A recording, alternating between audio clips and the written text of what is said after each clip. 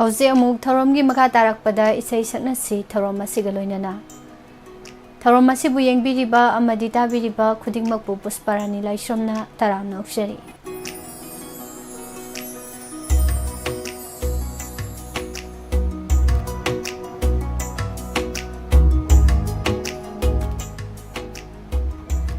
ꯊꯝꯖꯔꯤꯕ ꯑꯩꯈꯣꯏꯒꯤ contact number 7005707808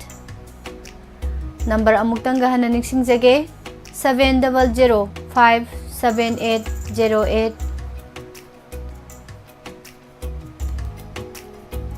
number ꯑꯁꯤꯗ call ꯇꯧꯕꯤꯗꯨꯅ ꯈꯣꯏꯗꯥꯕ ꯏꯁꯩ ꯃꯇꯦꯛ ꯑꯃꯃꯝꯇꯪ ꯉꯥꯡꯊꯣꯛꯄꯤꯌꯨ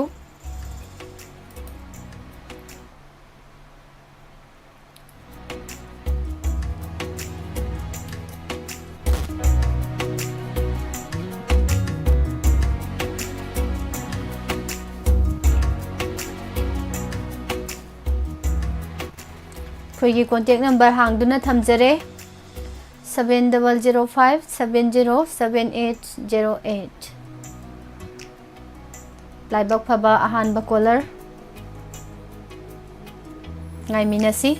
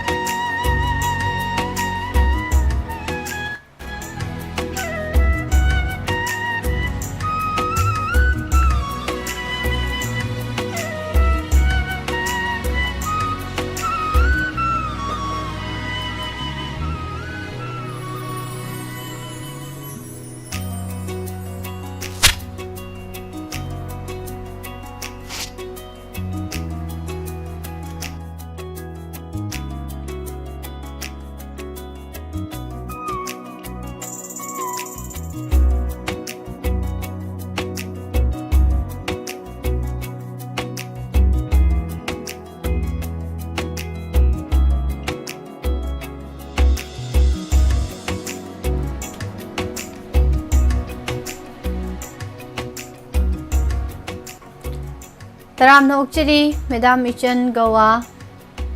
ꯒꯨꯗ ꯑꯥꯐꯇꯔꯅꯨꯟ ꯀꯣꯜ ꯐꯪꯗꯕ ꯏꯃꯥ ꯏꯕꯦꯜ ꯏꯆꯤꯜ ꯏꯅꯥꯎ ꯃꯌꯥꯝꯒꯤ ꯇꯟꯖꯥ ꯌꯥꯝꯅ ꯆꯥꯕ ꯃꯇꯥꯡ ꯍꯥꯏꯕ ꯇꯥꯔꯦ ꯑꯣꯏꯒꯅꯤ ꯊꯧꯔꯝ ꯍꯧꯔꯛꯄ ꯀꯣꯜ ꯇꯧꯕꯤꯕ ꯇ꯭ꯔꯥꯏ ꯇꯧꯕꯤꯕꯗ ꯊꯥꯒꯠꯆꯔꯤ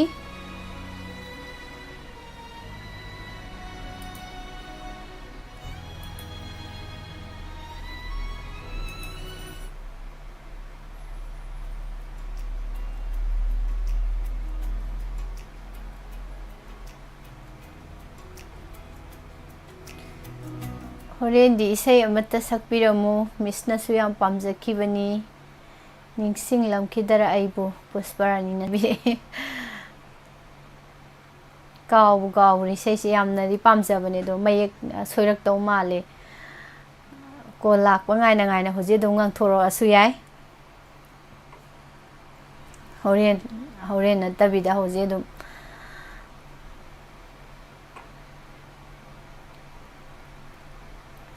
ꯏꯁꯩ ꯐꯖꯕ ꯑꯃꯅ ꯍꯥꯟꯅ ꯈꯨꯂꯥꯡꯒꯥꯡꯁꯦ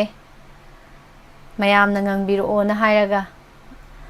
ꯈꯨꯂꯥꯡꯒꯥꯡꯁꯦ ꯑꯩꯅ ꯍꯥꯟꯅ ꯀꯧꯗꯣꯔꯦ ꯃꯌꯥꯝ ꯂꯥꯏꯔꯦꯝꯕꯤ ꯀꯨꯀꯨ ꯌꯥꯝ ꯆꯪꯉꯛꯅꯕ ꯍꯧꯖꯔꯒꯦ ꯌꯥꯝ ꯐꯖꯕ ꯏꯁꯩꯅꯤ ꯅꯤꯡꯁꯤꯡꯂꯝꯈꯤꯗꯔꯥ ꯑꯩꯕꯨ ꯀꯥꯎꯔꯝꯂꯗꯔꯥ ꯑꯩꯕꯨ ꯅꯤꯡꯁꯤꯡꯂꯝꯈꯤꯗꯔꯥ ꯑꯩꯕꯨ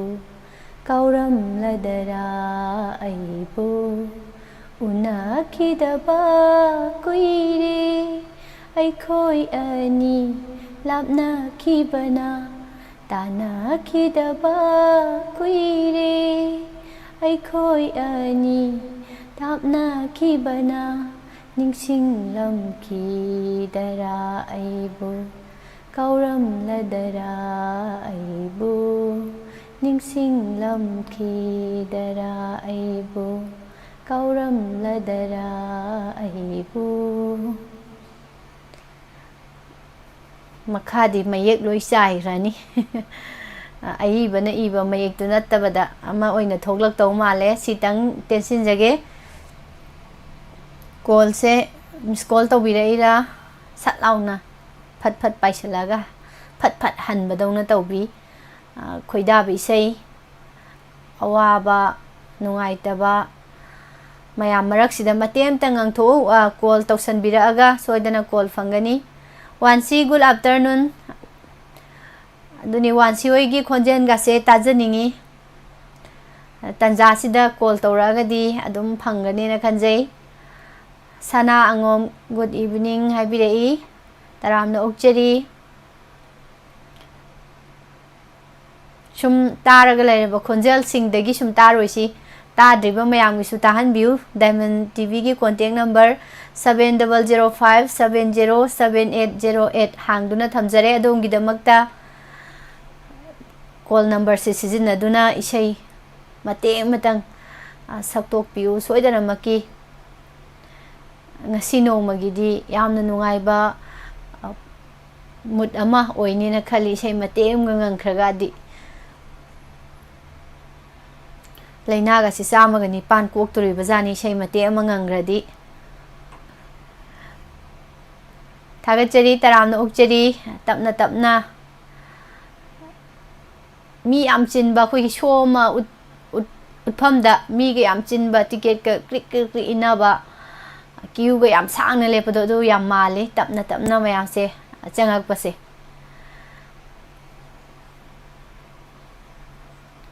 ꯊꯥꯒꯠꯆꯔꯤ ꯏꯁꯩꯁꯦ ꯑꯩꯅꯁꯨ ꯃꯇꯦꯛ ꯑꯃ ꯍꯧꯗꯣꯛꯆꯔꯕꯅꯦ ꯑꯗꯣ ꯀꯣꯜꯁꯦ ꯂꯥꯏꯟꯁꯦ ꯐꯥꯎꯖꯤꯟꯕ ꯉꯝꯗ꯭ꯔꯕꯔꯥ ꯏꯁꯩ ꯁꯛꯀꯗꯕ ꯃꯤꯁꯦ ꯏꯔꯩ ꯂꯩꯇ꯭ꯔꯕ꯭ꯔꯥ ꯀꯩꯅꯣꯝ ꯇꯧꯔꯦ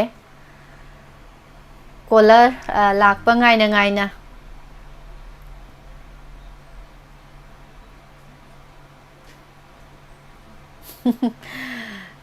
ꯀꯣꯟ ꯇꯧꯔꯛꯂꯗꯤ ꯑꯩ ꯃꯅꯤꯄꯨꯔ ꯊꯣꯛꯂꯛꯀꯦ ꯁꯨꯡꯇꯧ ꯇꯧꯔꯛꯑꯣꯏ ꯍꯥꯏꯁꯤꯅꯤ ꯋꯥꯟꯁꯤꯁꯦ ꯀꯣꯟ ꯁꯨꯡꯇꯧ ꯇꯧꯔꯛꯑꯣꯏ ꯑꯗꯨ ꯁꯨꯡꯇꯧ ꯇꯧꯔꯛꯑꯣꯏ ꯍꯥꯏꯕ ꯁꯤꯡꯅꯕ ꯑꯃ ꯂꯩꯔꯕꯅꯤꯅ ꯅꯨꯄꯤ ꯃꯆꯥ ꯊꯣꯛꯅ ꯀꯣꯜꯁꯦ ꯁꯠ ꯂꯥꯎꯅ ꯇꯧꯁꯜꯂꯛꯑꯗꯤ ꯌꯥꯝ ꯅꯨꯡꯉꯥꯏꯗꯧꯅꯤ ꯁꯨꯝ ꯀꯣꯂꯔ ꯉꯥꯏꯅ ꯉꯥꯏꯅ ꯂꯩꯕꯥꯛ ꯅꯤꯡꯕ ꯏꯁꯩ ꯑꯃ ꯁꯨꯝ ꯇꯥꯃꯤꯟꯅꯁꯤ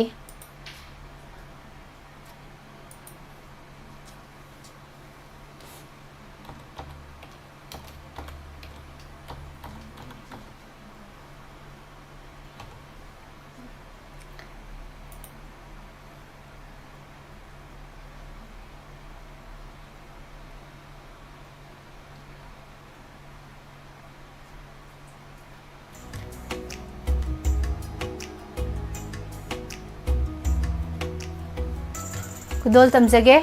ꯃꯌꯥꯝ ꯉꯁꯤꯒꯤ ꯑꯍꯥꯟꯕ ꯀꯣꯂꯔ ꯉꯥꯏꯃꯤꯟꯅꯁꯤ ꯏꯁꯩꯁꯤ ꯃꯇꯦꯛ ꯑꯃ ꯇꯥꯔꯒ ꯂꯩꯕꯥꯛ ꯅꯤꯡꯕ ꯏꯁꯩꯅꯤ ꯃꯌꯥꯝ ꯁꯨꯝ ꯀꯣꯜ ꯇꯧꯔꯛꯇꯗꯅ ꯑꯩꯅ ꯑꯣꯏꯅ ꯑꯗꯨꯝ ꯁꯛꯑ ꯊꯧꯔꯝꯁꯦ ꯑꯃꯨꯛ ꯂꯣꯏꯁꯤꯟꯈꯤꯗꯅ ꯑꯩꯕ ꯆꯤꯡꯅꯗꯕ ꯉꯝꯗꯦ ꯑꯗꯨꯅꯤ ꯏꯁꯩ ꯈꯨꯗꯣꯜ ꯇꯝꯖꯔꯤ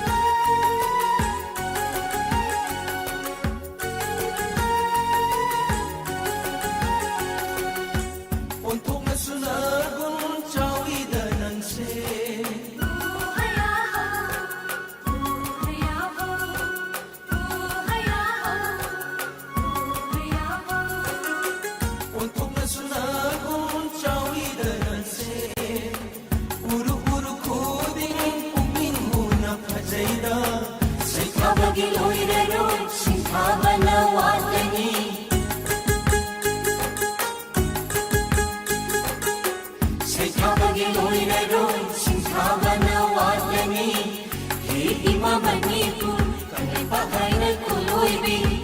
Isai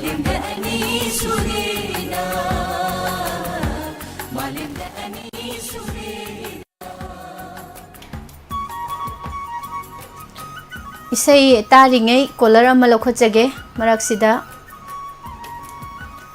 Hello. Hello, good afternoon, ma'am. Good afternoon. Ming leifam haibiu. Tawjarai gai ke sampung langbam lekai tadi langbam ambitani, ma'am. Isai ama ngangthok ko. Hoi, hay taba ai chu mayam tawo se yawning lama tawjarai ne. Hoi. Yam nungaijai thorom sigi ahanba caller ni thorom si hawdokpi ba haiba tare. Hoi. Tamina si dudi mate ama hawbiro. Hoi, ma'am. Kaya oja aramam jamuna na saksa. Pamjati amuba chatsi habatin tang matak tonsa. Yam phajaba mayek ni. Hawba yare ko. Pamjati amuba chatsi Nita Pamjati amuba chatsi Nutun betara pa khoi khoi basham langa Kalami turi amubalin punna Hitlari radha gita muinda ita Pamjati amubajashi Lai namni Chusi Amabaishagi Ahim Thoke Daiputanamni Pa Amupama Chusi Amabaishagi Ahim Thoke Radhe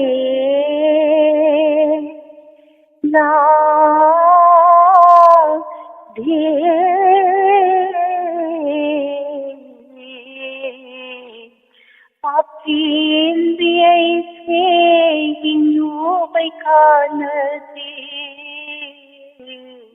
Thawai mabuna hundoktiramne Guru Jonsina Aatopi Ita Pamjati amubajasi Amanganongi kuchubumja Pangdasana pige tonba Koi nathiri hambalaipi Bon bon khotun kabhi Nita Kanade Asachuloi re Taurupai pa Khandi Amubalai silo Sati khonangcho Yeknaba oiranu Radhavita Pamjati amubajasi Nita Pamjati amubajasi Wah ise lan manung sibu isai ga tambi bajat lo tambi tamjate adubu yamadi pamjaba haitare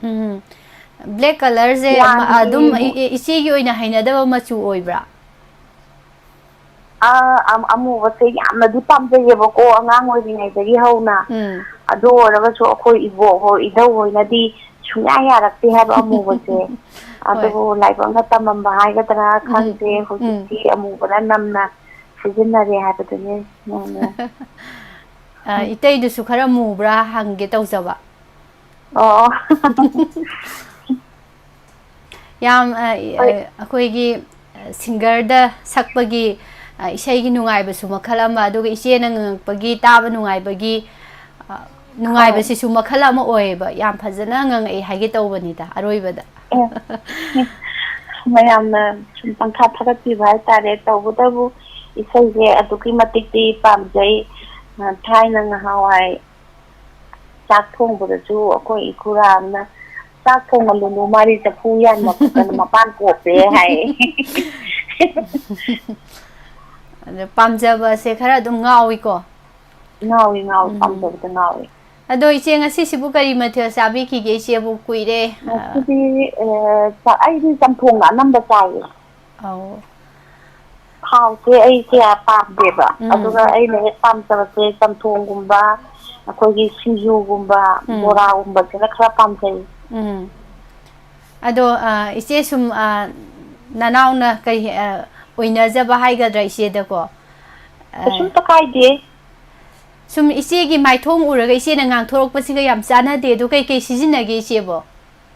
ꯏꯆꯦ ꯍꯣꯏꯗꯤ ꯑꯍꯟꯁꯨ ꯑꯣꯏꯁꯜꯂꯛꯑꯦꯗ ꯀꯩꯁꯨꯝꯇ ꯁꯤꯖꯤꯟꯅꯗꯦ ꯁꯤꯖꯤꯟꯅꯕꯒꯤꯗꯤ ꯆꯍꯤ ꯌꯥꯝꯁꯤꯜꯂꯛꯄꯒꯤ ꯆꯍꯤꯅ ꯅꯍꯥ ꯃꯥꯟꯕ ꯑꯗꯨꯒ ꯍꯥꯏꯗꯣꯔꯛꯄꯁꯤꯅ ꯌꯥꯝꯅ ꯏꯪꯅ ꯇꯞꯅ ꯌꯥꯝ ꯁꯨꯝ ꯅꯨꯡꯁꯤꯕ ꯋꯥꯍꯩ ꯋꯥꯇꯥ ꯌꯥꯝ ꯐꯖꯅ ꯉꯥꯡꯉꯛꯄ ꯍꯥꯏꯇꯥꯔꯦ ꯑꯗꯨꯒ ꯆꯍꯤꯗꯅ ꯑꯩꯈꯣꯏꯒꯤ ꯖꯛ ꯂꯥꯎꯔꯤꯕ ꯅꯍꯥ ꯏꯟꯈꯠꯂꯛꯏꯕ ꯆꯍꯤ 14-15ꯒꯇꯨ ꯃꯥꯟꯕ ꯏꯆꯦꯒꯤ ꯃꯥꯏꯊꯣꯡꯁꯦ ꯎꯕ ꯀꯥꯟꯗ ꯑꯩꯈꯣꯏ ꯆꯍꯤ 53 ꯍꯥꯏꯔꯛꯀꯗꯧꯔꯛꯑꯦ ꯇꯪꯈꯥꯏ ꯌꯩꯁꯟꯈ꯭ꯔꯦꯀꯣ ꯑꯗꯨꯗꯤ ꯏꯆꯦ ꯑꯧ ꯇꯪꯈꯥꯏꯗꯤ ꯍꯦꯟꯖꯟꯈꯔꯦ ꯌꯥꯝ ꯅꯨꯡꯉꯥꯏꯔꯦ ꯏꯆꯦ ꯏꯁꯩ ꯐꯖꯕ ꯑꯃꯁꯨ ꯏꯆꯦꯗꯩ ꯇꯥꯍꯧꯔꯦ ꯉꯁꯤ ꯀꯣꯜ ꯇꯧꯕꯤꯔꯛꯄ ꯊꯧꯔꯝ ꯍꯧꯗꯣꯛꯄꯤꯔꯛꯄ ꯃꯈꯥ ꯇꯥꯔꯛꯄ ꯀꯣꯂꯔꯁꯤꯡꯒꯤꯁꯨ ꯏꯆꯦ ꯑꯃꯨꯛ ꯇꯥꯃꯤꯟꯅꯔꯁꯤꯀꯣ ꯑꯗꯨꯗꯤ ꯇꯥꯃꯤꯟꯅꯁꯤ ꯃꯊꯪꯗꯁꯨ ꯑꯃꯨꯛ ꯊꯦꯡꯅꯁꯤ ꯊꯥꯒꯠꯆꯔꯤ ꯏꯆꯦ ꯔꯣꯕꯤꯇꯥ ꯑꯃꯤꯇꯥ ꯍꯥꯏꯕ ꯑꯃꯤꯇꯥ ꯍꯥꯏꯕꯅꯤꯀꯣ ꯃꯦꯝ ꯑꯃꯤꯇꯥ ꯍꯥꯏꯕ ꯑꯣꯀꯦ ꯁꯣꯔꯤ ꯑꯧ ꯑꯃꯤꯇꯥꯒ ꯔꯣꯕꯤꯇꯥꯒꯁꯦ ꯈꯦꯠꯅꯕꯅꯦ ꯔꯣꯕꯤꯇꯥꯁꯨ ꯑꯩꯈꯣꯏꯒꯤ ꯁꯥꯒꯩꯒꯤ ꯏꯅꯥꯎꯅꯨꯄꯤꯁꯤꯡꯅꯤ ꯑꯧ ꯑꯩꯗꯤ ꯏꯆꯦ ꯑꯧ ꯔꯣꯕꯤꯇꯥꯅꯦꯅ ꯑꯩꯈꯣꯏ ꯃꯧ ꯃꯁꯦꯟꯅꯤ ꯁꯥꯒꯩꯒꯤ ꯑꯧ ꯑꯗꯨꯗꯤ ꯉꯁꯥꯏꯗꯒꯤ ꯏꯆꯦ ꯑꯩꯈꯣꯏꯅꯤ ꯁꯥꯟꯅꯔꯤ ꯋꯥꯔꯤꯁꯦ ꯏꯆꯦ ꯔꯣꯕꯤꯇꯥꯅ ꯇꯥꯔꯝꯃꯗꯤ ꯅꯣꯛꯄꯗ ꯁꯤꯔꯝꯃꯅꯤ ꯆꯥꯛ ꯆꯥꯕꯒ ꯀꯥꯎꯗꯅ ꯅꯣꯛꯇꯅ ꯂꯩꯈꯤꯗꯅꯀꯣ ꯏꯆꯦꯒꯤ ꯃꯇꯧꯗꯨꯒ ꯃꯤ ꯁꯣꯏꯅꯔꯝꯃꯦ ꯃꯥꯏꯑꯦꯝ ꯁꯣꯔꯤ ꯌꯥꯝ ꯅꯨꯡꯉꯥꯏꯔꯦ ꯀꯩꯁꯨ ꯏꯆꯦꯒꯁꯨ ꯀꯥꯏꯗꯦꯗ ꯊꯦꯡꯅꯕꯁꯦ ꯏꯁꯩ ꯐꯖꯕ ꯑꯃ ꯃꯌꯥꯝꯗ ꯇꯥꯍꯟꯈ꯭ꯔꯦ ꯃꯈꯥ ꯇꯥꯔꯛꯄ ꯀꯣꯂꯔ ꯑꯃꯨꯛ ꯏꯆꯦ ꯑꯗꯨꯗꯤ ꯑꯃꯨꯛ ꯂꯧꯈꯠꯆꯒꯦ ꯊꯥꯒꯠꯆꯔꯤ ꯊꯦꯡꯀ꯭ꯌꯨ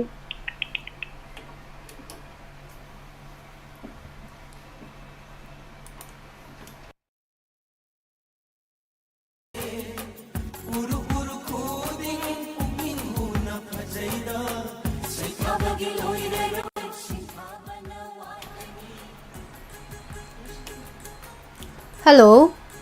ꯍꯜꯂꯣ ꯇꯔꯥꯝꯅ ꯑꯣꯛꯆꯔꯤ ꯃꯤꯡ ꯂꯩꯐꯝ ꯍꯥꯏꯕꯤꯌꯨ ꯃꯤꯁ ꯑꯩ ꯂꯩꯐꯝ ꯌꯥꯝꯕ ꯉꯁꯤ ꯏꯁꯩ ꯉꯁꯤ ꯑꯩꯅ ꯇꯥꯔꯕ ꯏꯁꯩ ꯁꯛꯅꯁꯤ ꯇꯥꯔꯦ ꯃꯔꯛ ꯃꯔꯛꯇ ꯏꯁꯩ ꯁꯛꯅꯁꯤꯁꯨ ꯑꯗꯨꯝ ꯍꯥꯞꯄ ꯇꯧꯔꯦ ꯁꯨꯃꯥꯏꯅ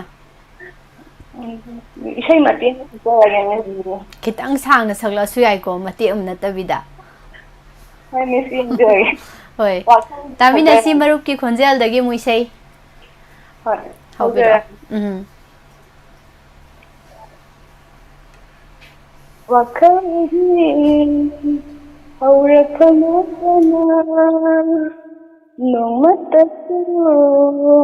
ꯀꯥꯎꯗ꯭ꯔꯕ ꯑꯩꯅꯁꯨ ꯌꯥꯝꯅ ꯅꯤꯡꯁꯤꯡꯒꯅꯤ ꯆꯥꯌꯦꯡ ꯇꯧꯕꯤꯒꯦ ꯈꯜꯂꯗꯨꯅ ꯏꯃꯤꯠ ꯑꯁꯤ ꯎꯏꯁꯤꯜꯂꯕꯁꯨ ꯅꯪꯇꯒꯤ ꯈꯛꯇꯪꯅꯤ ꯎꯔꯤꯕ ꯊꯃꯣꯏꯅ ꯂꯩꯈ꯭ꯔꯕ ꯅꯍꯥꯛꯄꯨ ꯊꯃꯣꯏꯅ ꯂꯩꯈ꯭ꯔꯕ ꯅꯍꯥꯛꯄꯨ ꯃꯐꯝ ꯀꯗꯥꯏꯗ ꯎꯒꯅꯤ ꯊꯃꯣꯏꯅ ꯂꯩꯈ꯭ꯔꯕ ꯅꯍꯥꯛꯄꯨ ꯃꯐꯝ ꯀꯗꯥꯏꯗ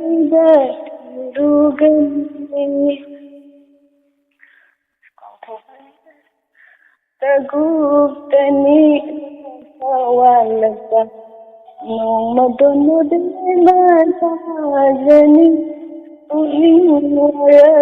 ಬಿಲೈಸಿಲ್ಲ ಥಮೋಗಿ ತಂಸುನಿ ತಗುತ್ತನಿ ಸವಾಲಕ ನೋಮದೊಂದುದೇವತಾಜನಿ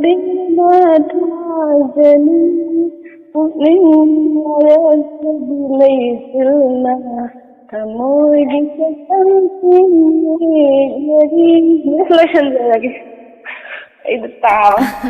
ꯏꯁꯩꯁꯦ ꯉꯁꯥꯏꯅꯁꯨ ꯂꯣꯏꯁꯟꯒꯦꯗꯤ ꯇꯧꯈꯤꯕ ꯃꯥꯜꯂꯦ ꯑꯩꯅ ꯈꯤꯇꯪ ꯁꯥꯡꯉꯁꯨ ꯌꯥꯏ ꯍꯥꯏꯕꯗꯨꯅ ꯃꯈꯥ ꯁꯝꯊꯔꯛꯄꯅꯤ ꯑꯗꯣ ꯂꯣꯏꯁꯟꯐꯝ ꯆꯥꯗꯅ ꯂꯣꯏꯁꯟꯈ꯭ꯔꯦ ꯉꯁꯤꯁꯦ ꯃꯔꯨꯞ ꯈꯣꯏꯒꯤ ꯖꯒꯥ ꯑꯗꯣꯝꯗ ꯅꯣꯡ ꯁꯤꯡꯒꯤ ꯐꯤꯕꯝꯁꯦ ꯀꯃꯥꯏꯅ ꯇꯧꯕꯤꯒꯦ ꯅꯣꯡꯁꯦ ꯉꯔꯥꯡꯗꯒꯤ ꯑꯗꯨꯝ ꯇꯥꯔꯤ ꯑꯗꯨꯝ ꯍꯣꯏ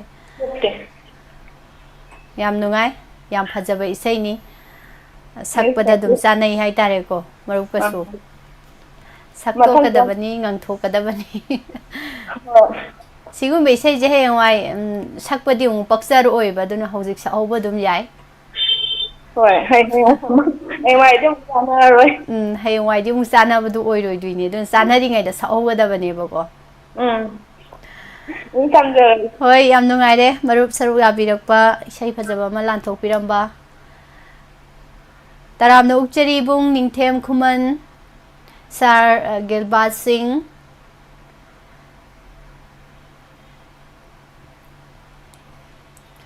ꯁꯅꯥ ꯑꯉꯣꯝ ꯂꯦꯡꯁꯤꯟꯕꯤꯔꯛꯂꯤꯕ ꯃꯌꯥꯝ ꯀꯨꯃꯥꯝ ꯕꯤꯃꯣꯂꯇꯥ ꯗꯦꯕꯤ ꯃꯊꯪꯗ ꯂꯩꯖꯔꯦ ꯃꯤꯌꯥꯝꯒꯤꯗꯃꯛ ꯃꯤꯁ ꯄꯨꯁꯄꯔꯥꯅꯤꯗꯒꯤ ꯅꯨꯡꯁꯤꯕ ꯁꯨꯔꯗ ꯏꯁꯩ ꯑꯃ ꯈꯨꯗꯣꯜ ꯇꯝꯖꯔꯤ ꯇꯥꯕꯤꯔꯁꯤ ꯌꯥꯝ ꯐꯖꯩ ꯏꯁꯩꯁꯦ ꯍꯥꯟꯅꯗꯩꯒ ꯁꯨꯝ ꯃꯌꯥꯝ ꯍꯩꯕꯒ ꯊꯥ 2-3 ꯏꯁꯩꯒ ꯁꯨꯝ ꯉꯪꯈꯤꯗꯕꯒ ꯌꯥꯝ ꯍꯩ ꯍꯣꯔꯦꯟ ꯇꯟꯖꯥ ꯑꯗꯨꯝ ꯌꯦꯡꯖꯒꯦ ꯃꯌꯥꯝ ꯃꯔꯛꯇ ꯇꯣꯝꯊꯤꯟ ꯇꯔꯥꯝꯅ ꯎꯛꯆꯔꯤ ꯏꯆꯦ ꯗꯦꯕꯖꯥꯅꯤ ꯀꯁꯥꯔ ꯋꯥꯟꯁꯤ ꯏꯀꯥꯏꯕꯅ ꯆꯥꯕ ꯌꯥꯄꯣꯟꯇꯦꯗ ꯏꯀꯥꯏꯕ ꯍꯧꯅꯗꯦ ꯏꯁꯩ ꯃꯇꯦꯛ ꯑꯃ ꯉꯪꯊꯣꯛꯄꯕꯨ ꯀꯌꯥꯝ ꯂꯨꯕ ꯊꯕꯛꯅꯣ ꯊꯛ ꯉꯪꯈ꯭ꯔꯒ ꯃꯗꯒꯤ ꯋꯥꯟꯗ ꯅꯣꯛꯄꯗꯨ ꯑꯗꯨꯒꯤ ꯈꯨꯅꯨꯡꯉꯥꯏꯗꯨꯗꯤꯕꯀꯣ ꯑꯝꯇꯪ ꯇꯧꯔꯀꯥꯟꯗ ꯈꯪꯒꯅꯤ ꯇ꯭ꯔꯥꯏ ꯑꯝꯇꯪ ꯇꯧꯔ ꯌꯦꯡꯕꯤꯌꯨ ꯋꯥꯈꯜ ꯉꯁꯤꯁꯤꯗꯤ ꯋꯥꯈꯜꯅ ꯑꯃ ꯕꯤꯙꯤꯅ ꯑꯃ ꯍꯥꯏꯕꯗꯨ ꯊꯣꯛꯂꯝꯂꯦꯍꯦ ꯌꯥꯗ꯭ꯔꯦꯍꯦ ꯍꯥꯏꯕꯤꯔꯛꯏ ꯇꯣꯝꯊꯤꯟꯒꯤ ꯀꯩꯗꯧꯔꯕꯅꯣ ꯅꯤꯍꯥ ꯒꯨꯗ ꯑꯐꯇꯔꯅꯨꯟ ꯇꯔꯥꯝꯅ ꯑꯣꯛꯆꯔꯤ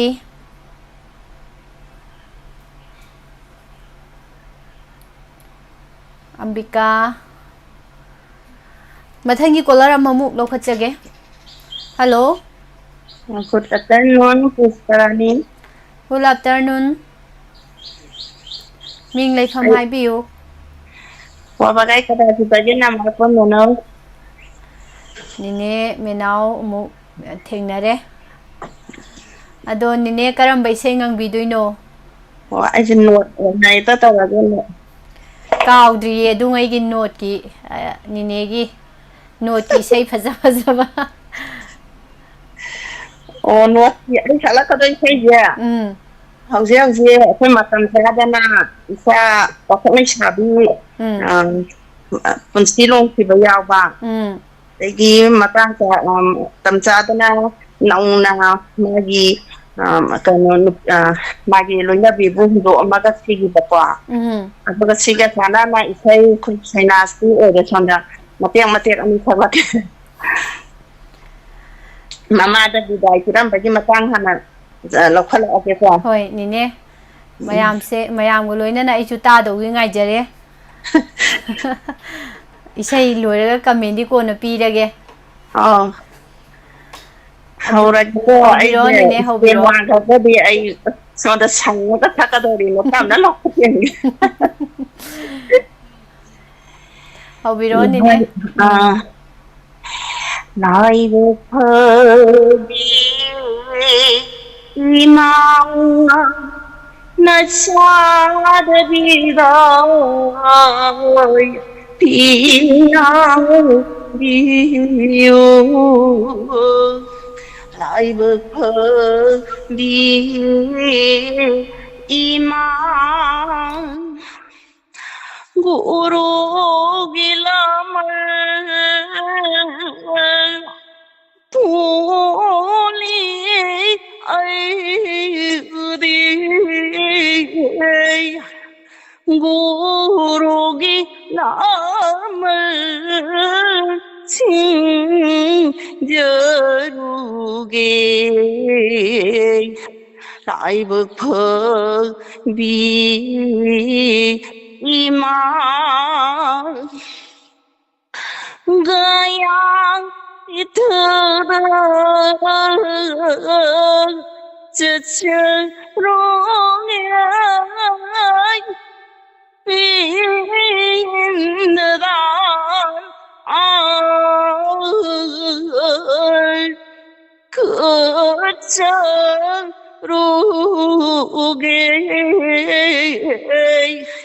iman bidai nabiu lại bậc thờ bi iman Sawandana mukam dawi haibada prabhuna mahaki loinabi priyabu thaduklam dore khanduna mana karamna bidai pirake haibabu lấy hầu cô nô phi ấy đi chưa lỡ ghê xây nó chưa lâu ru rỡ ghê lấy hầu cô nô phi ấy thực tu nâng nâng nâng ý mà đi xe ba tàu hầu rô cô ra nô phi ấy thực tu nâng Imang ipning waraw hanggan ko luna tao ko imabu ay di salido prano priye ai đi xử lý lấy hầu đồ cô ra nô pi ngỡ chi đỡ điện hầu ra đu na anu hana u bơ phăng lơ rồi cô ra sẽ chori ra đi cả ghê riêng lơ mơ sinh ra ghê ai đi xử lý lấy hầu đồ cô ra nô phi lôi ra đây không mang cả như thế Nene diamond ki gortan do faida leiramdre lan yaw ba sakhrabra khangde do ai tumina phamma gi sei si ta ba dingam de ado ta da badi yadam ni na dum ta khre kai gi no hai ba da sum leng da na ga ta ba do ngam da ba hai tare ko magi sathek sau nini na sakpa ka na di sathek ka di yaw bi bra matek mi u da bra Isandane mi lai traga dia adum sakpa ka yaw ai 이사이나 로이나라가 레이바 이 사고 슈러가지고 가이티엔다 토에 아이디 마땅마 상바다 이 포리를 아둠 로레바 하이바이다바 일린 아바 코나바 미나서 좀 라고 야we 포리 아이 마땅 좀 아망한다 바이다래 아마나 좀 아이디 타we 하 우이럭바가 야we 홍네 가자네데 ꯑꯗꯩꯗꯤ ꯀꯩꯅꯣꯗ ꯑꯣꯏꯔꯣ ꯑꯩꯅ ꯁꯨꯝ ꯑꯩꯒꯤ ꯏꯟꯖꯥꯡ ꯅꯥꯄꯤ ꯈꯔ ꯊꯥꯕ ꯑꯣꯏꯔꯣ ꯌꯥꯝ ꯊꯥꯕ ꯅꯠꯇꯕ ꯕꯤꯠ ꯑꯝꯇ ꯁꯨꯝ ꯊꯥꯕꯗꯣ ꯑꯗꯩꯗꯁꯨ ꯑꯗꯨꯝ ꯏꯁꯩꯁꯦ ꯉꯪꯕꯒ ꯌꯥꯎꯋꯦꯕ ꯑꯗꯨꯒꯤꯗꯤ ꯑꯗꯩꯗꯤ ꯆꯥꯛ ꯊꯣꯡꯅ ꯀꯩꯅꯣ ꯏꯁꯩꯁꯦ ꯉꯪꯉꯛꯄꯗ ꯑꯩ ꯊꯨꯝ ꯑꯅꯤꯔꯛ ꯊꯥꯛꯆꯟꯕ ꯃꯊꯦꯜ ꯑꯍꯨꯝꯗ ꯌꯥꯎꯈ꯭ꯔꯦ ꯏꯆꯥ ꯅꯨꯄꯥꯅ ꯑꯅꯤ ꯁꯣꯏꯕ ꯑꯃꯅ ꯅꯣꯔꯃꯦꯜ ꯑꯣꯏꯔꯝꯕ ꯑꯗꯩ ꯏꯃꯥ ꯅꯪꯒꯤꯁꯤꯕꯨ ꯏꯟꯁꯥꯡꯁꯤ ꯊꯨꯝꯁꯤꯕꯨ ꯌꯥꯏꯔ ꯑꯅꯤꯔꯛ ꯊꯥꯛꯄ꯭ꯔꯥ ꯍꯥꯏꯕ ꯌꯥꯛꯄ ꯑꯣꯏꯔꯝꯕ ꯌꯥꯏ ꯍꯥꯏꯔꯗꯤ ꯑꯃꯗ ꯑꯃꯨꯛ ꯇꯧꯕꯗꯁꯨ ꯑꯅꯤꯔꯛ ꯁꯨꯔꯕ ꯑꯗꯨꯝꯗꯤ ꯍꯦꯛꯇ ꯂꯣꯏꯕꯤ ꯑꯃꯈꯛꯇꯪ ꯅꯣꯔꯃꯦꯜ ꯑꯣꯏꯔꯝꯃꯦ ꯏꯁꯩꯗꯤ ꯍꯦꯛꯇ ꯁꯛꯅꯤꯡꯉꯤ ꯀꯔꯝꯍꯥꯏꯅ ꯇꯧꯕꯅꯣ ꯈꯪꯗꯦ ꯌꯥꯝ ꯐꯖꯅ ꯁꯛꯂꯦ ꯄꯨꯡ ꯑꯃꯇꯪ ꯌꯥꯎꯔꯗꯤ ꯃꯥꯟꯗꯣꯞ ꯅꯤꯜꯂꯗꯕꯅꯤꯁꯦ ꯍꯥꯏꯕꯤ ꯆꯥꯠꯇꯁꯨ ꯁꯥꯔ ꯒꯤꯜꯕꯥꯔꯠꯅ ꯑꯗꯨꯒ ꯏꯕꯨꯡ ꯁꯦꯛꯁꯄꯤꯌꯔꯅꯁꯨ ꯌꯥꯝ ꯀꯟꯅ ꯒꯣꯔꯇꯥꯟ ꯈꯤꯡꯕꯤꯔꯤ ꯑꯗꯣ ꯃꯌꯥꯝꯁꯦ ꯑꯩꯈꯣꯏ ꯁꯨꯝ ꯄ꯭ꯔꯣꯒ꯭ꯔꯥꯝ ꯑꯃ ꯏꯁꯩ ꯊꯥꯕ ꯑꯣꯏꯔꯣ ꯄ꯭ꯔꯣꯒ꯭ꯔꯥꯝ ꯑꯇꯩ ꯇꯦꯂꯦꯟ ꯎꯠꯂꯛꯄ ꯑꯣꯏꯔꯣ ꯀꯃꯦꯟꯁꯦ ꯆꯥꯠꯇ ꯂꯩꯕ ꯃꯌꯥꯝꯁꯦ ꯍꯦꯛ ꯑꯩꯈꯣꯏ ꯄ꯭ꯔꯥꯏꯚꯦꯠ ꯑꯣꯏꯅ ꯇꯣꯉꯥꯟꯕ ꯋꯥꯔꯤ ꯑꯃꯗ ꯍꯦꯛ ꯇꯧꯋꯦꯕꯀꯣ ꯑꯗꯣ ꯅꯤꯅꯦꯒꯤ ꯍꯧꯖꯤꯛꯀꯤ ꯏꯁꯩꯁꯤꯗꯗꯤ ꯀꯔꯥꯏꯗꯒꯤ ꯅꯤꯃꯥꯏ ꯁꯩꯅꯥꯁꯤꯗ ꯂꯣꯏ ꯂꯨꯞꯇꯅ ꯂꯩꯈ꯭ꯔꯦ ꯃꯤ ꯑꯩꯈꯣꯏꯒꯤ ꯚꯤꯌꯣꯔ ꯈꯔ ꯂꯩꯔꯤꯁꯦ ꯌꯥꯝ ꯊꯥꯒꯠꯄꯤꯔꯦ ꯅꯤꯅꯦ ꯀꯩ ꯃꯊꯦꯜ ꯆꯥꯈ꯭ꯔꯒꯦ ꯉꯁꯤꯁꯤꯕꯣ ꯉꯁꯤꯁꯦ ꯀꯩꯅꯣ ꯇꯧꯗꯧ ꯌꯥꯎꯕꯁꯦ ꯑꯩꯗꯤ ꯀꯥꯎꯕ ꯉꯁꯥꯏꯗꯤ ꯏꯔꯣꯟꯕ ꯑꯣꯏꯔꯃꯥꯜꯂꯦ ꯍꯜꯂꯛꯄꯗ ꯅꯣꯡ ꯇꯥꯔꯝꯕ ꯑꯗꯩꯗꯤ ꯀꯔꯤ ꯁꯦꯕꯣꯠ ꯊꯣꯡꯕꯅꯤ ꯁꯣꯝꯗꯒꯤ ꯑꯩꯈꯣꯏꯒꯤ ꯀꯩꯅꯣ ꯏꯁꯩꯗꯨꯅ ꯊꯥꯀꯠꯈꯤꯗꯅ ꯏꯟꯁꯥꯡꯁꯦ ꯑꯃꯨꯛ ꯁꯨꯃꯥꯏꯅ ꯇꯧꯕ ꯑꯩꯁꯦ ꯕ꯭ꯔꯁ ꯑꯃꯨꯛ ꯌꯥꯎꯋꯦ ꯁꯦꯕꯣꯠ ꯀꯩꯅꯣ ꯇꯧꯔꯝꯃꯤ ꯑꯩꯅ ꯉꯥ ꯀꯩꯅꯣ ꯂꯩꯕꯗꯨꯒ ꯁꯦꯕꯣꯠꯇꯣ ꯅꯪ ꯌꯥꯎꯒꯩ ꯊꯣꯡꯕꯤꯔꯝꯃꯣꯅ ꯍꯥꯏꯕ ꯑꯩꯗꯤ ꯑꯌꯨꯛꯀꯤ ꯊꯧꯔꯝꯁꯦ ꯁꯨꯡꯊꯣꯡ ꯊꯣꯡꯕ ꯐꯪꯗ꯭ꯔꯦ ꯑꯗꯨꯅꯦ ꯑꯩꯒꯤ ꯄꯣꯠ ꯌꯣꯟꯕꯩ ꯃꯇꯝ ꯑꯣꯏꯕꯅꯤꯅ ꯑꯩꯒꯤ ꯃꯥꯟꯖꯅ ꯊꯣꯡꯉꯦ ꯅꯤꯅꯦ ꯑꯩꯈꯣꯏꯒꯤ ꯃꯥꯟꯖꯗꯣ ꯌꯥꯝ ꯐꯩꯌꯦ ꯀꯩꯒꯤꯅꯣ ꯍꯥꯏ ꯀꯥꯟꯗ ꯉꯁꯥꯏꯒꯤ ꯅꯤꯅꯦꯅ ꯀꯥꯎꯈꯤꯕꯒꯤ ꯃꯇꯥꯡꯗꯣ ꯁꯣꯝ ꯁꯥꯏꯠꯇ ꯇꯥꯔꯒ ꯃꯇꯦꯡ ꯄꯥꯡꯕꯤꯔꯛꯄꯗꯣ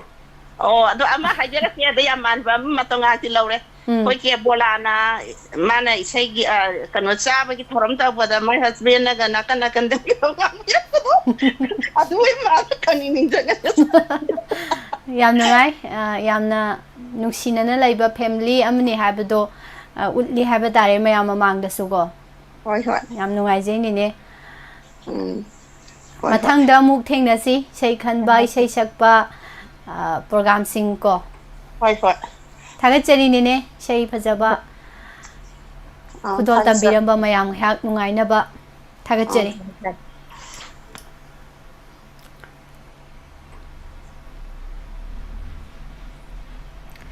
ꯃꯊꯪꯒꯤ ꯀꯣꯂꯔ ꯑꯃꯗ ꯑꯃꯨꯛ ꯈꯨꯗꯣꯡꯆꯥꯕ ꯄꯤꯖꯔꯤ ꯁ꯭ꯅꯤꯡꯗꯥ ꯁꯂꯥꯝ ꯇꯔꯥꯝꯅ ꯑꯣꯛꯆꯔꯤ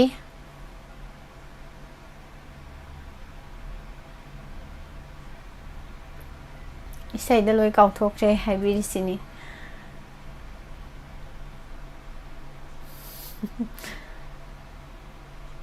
ꯑꯉꯛꯄꯅꯤ ꯁꯨꯃꯥꯏꯅ ꯌꯥꯝꯅ ꯂꯥꯡꯕ ꯑꯗꯨꯒ ꯏꯊꯛ ꯏꯔꯥꯡ ꯇꯧꯕꯗꯤ ꯅꯠꯇꯕ ꯏꯁꯩ ꯅꯣꯡꯃꯥꯏꯗ ꯉꯥꯎꯖꯕ ꯂꯨꯞꯆꯕ ꯑꯁꯤꯒꯤ ꯇꯣꯉꯥꯟꯕ ꯑꯃ ꯑꯗꯨꯝ ꯂꯩꯕ ꯖꯥꯠꯅꯤ ꯑꯩꯈꯣꯏꯅ ꯑꯉꯥꯡꯒ ꯀꯥꯕꯣꯛ ꯑꯣꯏꯔꯛꯄꯗ ꯏꯁꯩꯁꯦ ꯌꯥꯝ ꯄꯥꯝꯖꯔꯛꯑꯦ ꯑꯩꯁꯨ ꯏꯁꯩ ꯇꯝꯒꯦ ꯏꯁꯩ ꯁꯛꯀꯦ ꯒꯥꯅ ꯌꯥꯝ ꯃꯃꯥ ꯍꯣꯏꯗꯒ ꯌꯥꯝ ꯉꯪꯗꯅꯒ ꯇꯧꯋꯦ ꯑꯗ ꯃꯇꯝꯗꯨꯗꯗꯤ ꯍꯧꯖꯤꯛꯀꯤ ꯃꯣꯕꯥꯏꯜ ꯑꯗꯨ ꯑꯗꯥ ꯑꯗꯨꯝ ꯄꯥꯛ ꯂꯩꯇ꯭ꯔꯤꯕꯅꯤꯅ ꯏꯁꯩꯒꯥꯁꯦ ꯍꯧꯖꯤꯛꯇꯤ ꯇꯥꯅꯤꯡꯕ ꯏꯁꯩ ꯌꯦꯡꯅꯤꯡꯕ ꯑꯗꯨꯝ ꯐꯪꯉꯦ ꯃꯇꯝꯗꯨꯗꯗꯤ ꯑꯗꯨꯕꯨ ꯂꯩꯄꯣꯟꯇꯦ ꯑꯗꯨꯅ ꯑꯣꯜ ꯏꯟꯗꯤꯌꯥ ꯔꯦꯗꯤꯑꯣ ꯏꯝꯐꯥꯜꯗꯒ ꯏꯁꯩ ꯂꯥꯛꯄ ꯀꯥꯟꯗ ꯐꯤꯛꯁꯇ ꯂꯥꯛꯄꯅꯤ ꯇꯥꯏꯃꯤꯡꯁꯦ ꯑꯣꯜ ꯏꯟꯗꯤꯌꯥ ꯔꯦꯗꯤꯑꯣꯒꯤꯗꯤ ꯃꯇꯝ ꯏꯁꯩ ꯐꯤꯂꯝ ꯏꯁꯩ ꯌꯥꯝ ꯇꯥꯡꯅ ꯍꯞꯇꯥ ꯑꯃꯗꯒ ꯐꯤꯂꯝ ꯏꯁꯩꯒ ꯊꯝꯃꯛꯄꯁꯦ ꯑꯗꯨꯅ ꯐꯤꯂꯝ ꯏꯁꯩꯒ ꯂꯥꯛꯄ ꯇꯥꯏꯃꯤꯡꯁꯦ ꯆꯥꯛ ꯆꯥꯕꯒ ꯇꯥꯔꯗꯤ ꯆꯥꯛ ꯆꯥꯔꯒ ꯏꯁꯩ ꯉꯪꯕ ꯐꯠꯇꯦ ꯍꯥꯏꯕꯗꯒꯤ ꯉꯥꯡꯕꯗꯒꯤ ꯆꯥꯛ ꯆꯥꯕꯗꯨꯗꯤ ꯏꯁꯩꯗꯨ ꯂꯣꯏꯔ ꯆꯥꯔꯁꯨ ꯌꯥꯏ ꯏꯁꯩꯗꯤ ꯉꯪꯍꯧꯔ ꯂꯣꯏꯍꯧꯔꯦ ꯃꯌꯦꯛ ꯈꯪꯍꯧꯅꯕꯅ ꯃꯌꯦꯛꯀꯥꯁꯦ ꯑꯗꯨꯝ ꯅꯣꯠ ꯇꯧꯁꯜꯂꯒ ꯊꯝꯖꯔꯛꯑꯦ ꯑꯗꯨꯅ ꯆꯥꯛ ꯆꯥꯕꯗꯣ ꯂꯦꯞꯄꯤ ꯍꯥꯏꯇꯥꯔꯦ ꯌꯥꯝ ꯄꯥꯝꯖꯔꯛꯑꯦ ꯑꯗꯨꯃꯥꯏꯅ ꯏꯁꯩ ꯅꯣꯡꯃꯥꯏ ꯂꯤꯂꯥ ꯗ꯭ꯔꯃꯥ ꯌꯥꯝ ꯄꯥꯝꯅ ꯍꯧꯖꯔꯛꯏ ꯊꯥꯒꯠꯆꯔꯤ ꯅꯤꯅꯦꯁꯨ ꯉꯁꯥꯏꯒꯤ ꯏꯁꯩꯒꯤ ꯔꯥꯒꯗ ꯊꯨꯝꯒꯥꯁꯦ 3ꯂꯛ ꯊꯥꯛꯄꯒ ꯌꯥꯎꯋꯦ ꯍꯥꯏꯁꯦ ꯆꯤꯅꯤ ꯑꯃꯨꯛ ꯊꯥꯛꯎꯅꯤꯀꯣ ꯍꯥꯏꯁꯤꯅꯤ ꯁꯥꯔ ꯒꯤꯜꯕꯥꯔꯠꯅ ꯃꯊꯪꯒꯤ ꯀꯣꯂꯔꯗ ꯑꯃꯨꯛ ꯈꯨꯗꯣꯡꯆꯥꯕ ꯄꯤꯖꯔꯤ ꯂꯥꯏꯞꯇ ꯂꯩꯕꯤꯔꯤꯕ ꯆꯪꯕꯤꯔꯛꯏꯕ ꯗꯤꯂꯤꯀꯥ ꯇꯔꯥꯝꯅ ꯑꯣꯛꯆꯔꯤ ꯖꯣꯏꯆꯟꯗ꯭ꯔ ꯌꯨꯝꯅꯥꯝ ꯃꯌꯥꯝꯁꯨ ꯏꯁꯩ ꯑꯗꯨꯝ ꯉꯪꯊꯣꯛꯄꯤꯌꯨ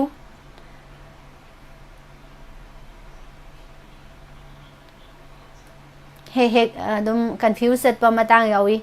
ꯉꯁꯥꯏꯒꯤ ꯔꯦꯗꯤꯑꯣ ꯁꯨꯝ ꯍꯥꯏꯔꯒ ꯂꯣꯏꯅꯔꯛꯈꯤꯕꯒꯤ ꯍꯩꯅꯕꯤꯗ ꯑꯗꯨꯕꯨ ꯂꯩꯒꯤꯗꯕ ꯄꯣꯠꯇ ꯍꯥꯏꯖꯤꯜꯂꯛꯄ ꯑꯣꯏꯔꯗꯤ ꯅꯨꯡꯉꯥꯏ ꯑꯗꯣ ꯂꯩꯕ ꯄꯣꯠꯇ ꯍꯥꯏꯖꯤꯟꯕꯗꯤ ꯅꯨꯡꯉꯥꯏꯇꯕꯅꯤꯅ ꯁꯦꯝꯗꯣꯛꯄꯤꯁꯤ ꯗꯥꯏꯃꯟ ꯇꯤꯚꯤ ꯒꯥꯅ ꯑꯗꯨꯃꯥꯏꯅ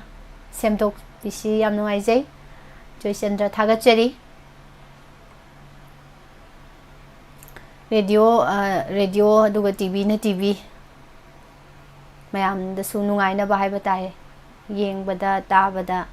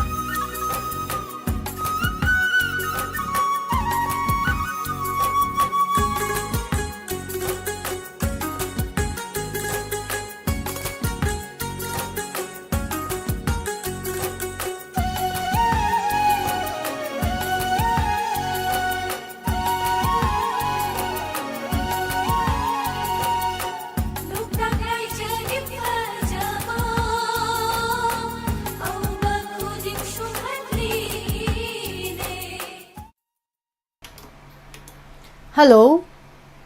Hello. Taramna Ukcheri. Tazari Chen Pushparani Ibung Shakespeare. Tazari. Ibungi track yaubi isay ngang biduira ibung yaudabida ngang biduira. Track hapake. Track hapa na isay khara mali. Track hapake na hangi ay na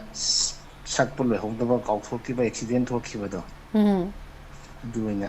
salagke. Hoy.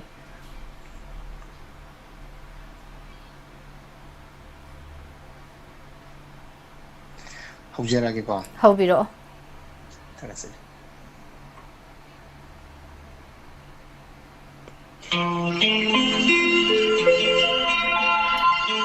Ima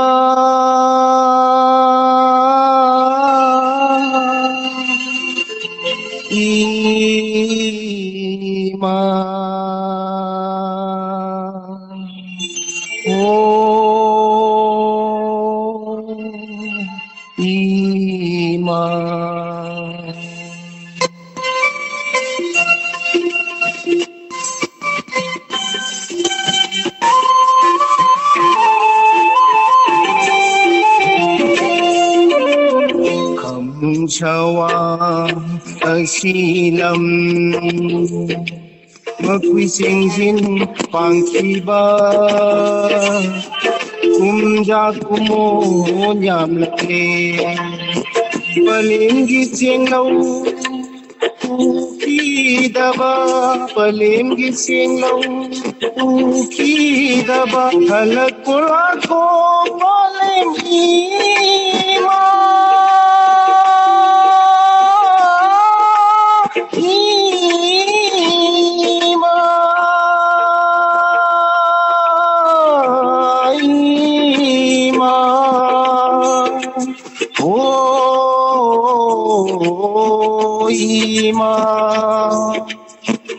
Amnung shawa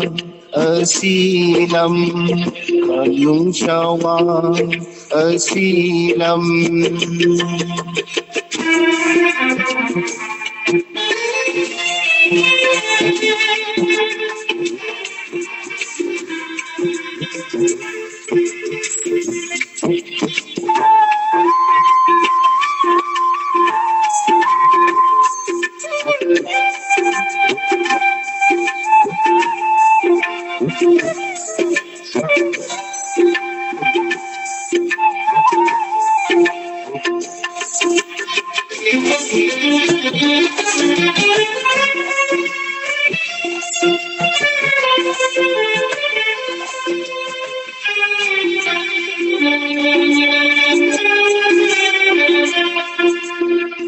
Naparina sare hadi ngai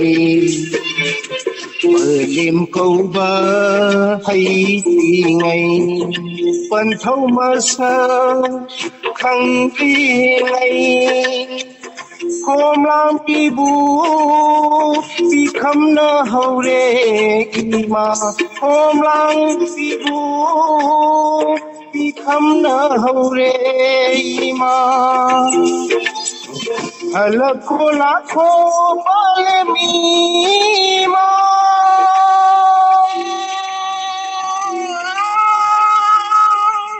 Ima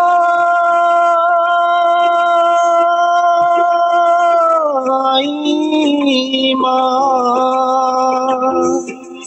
Oh Ima Amnung shawa asilam Amnung shawa asilam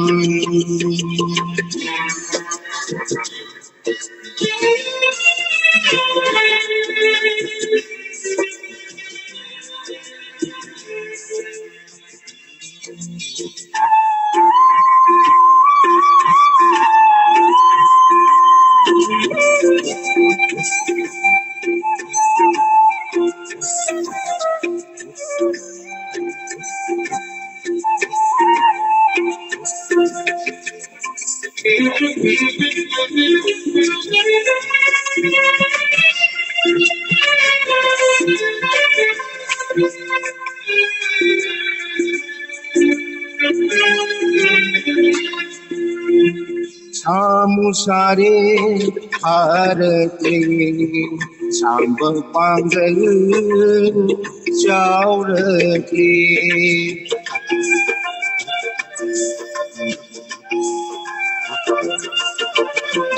Samusare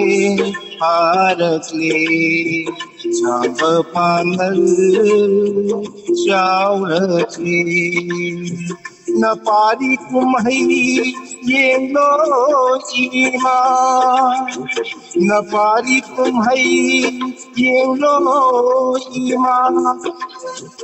Om lang laman singlage pale Om lang laman singlage pale Halakho lakho pale mima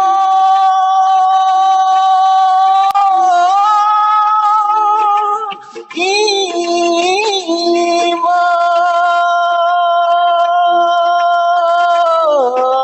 Ima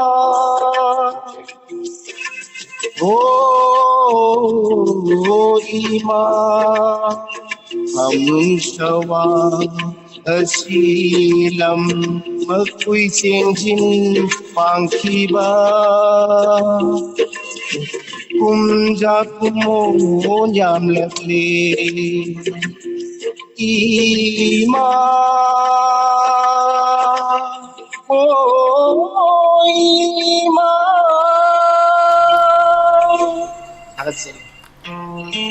Yang phazana ngange ibung Yang punong thagatsari Yang phazakre mayam kuba yang kubiri ibungi seida Yam thagat pide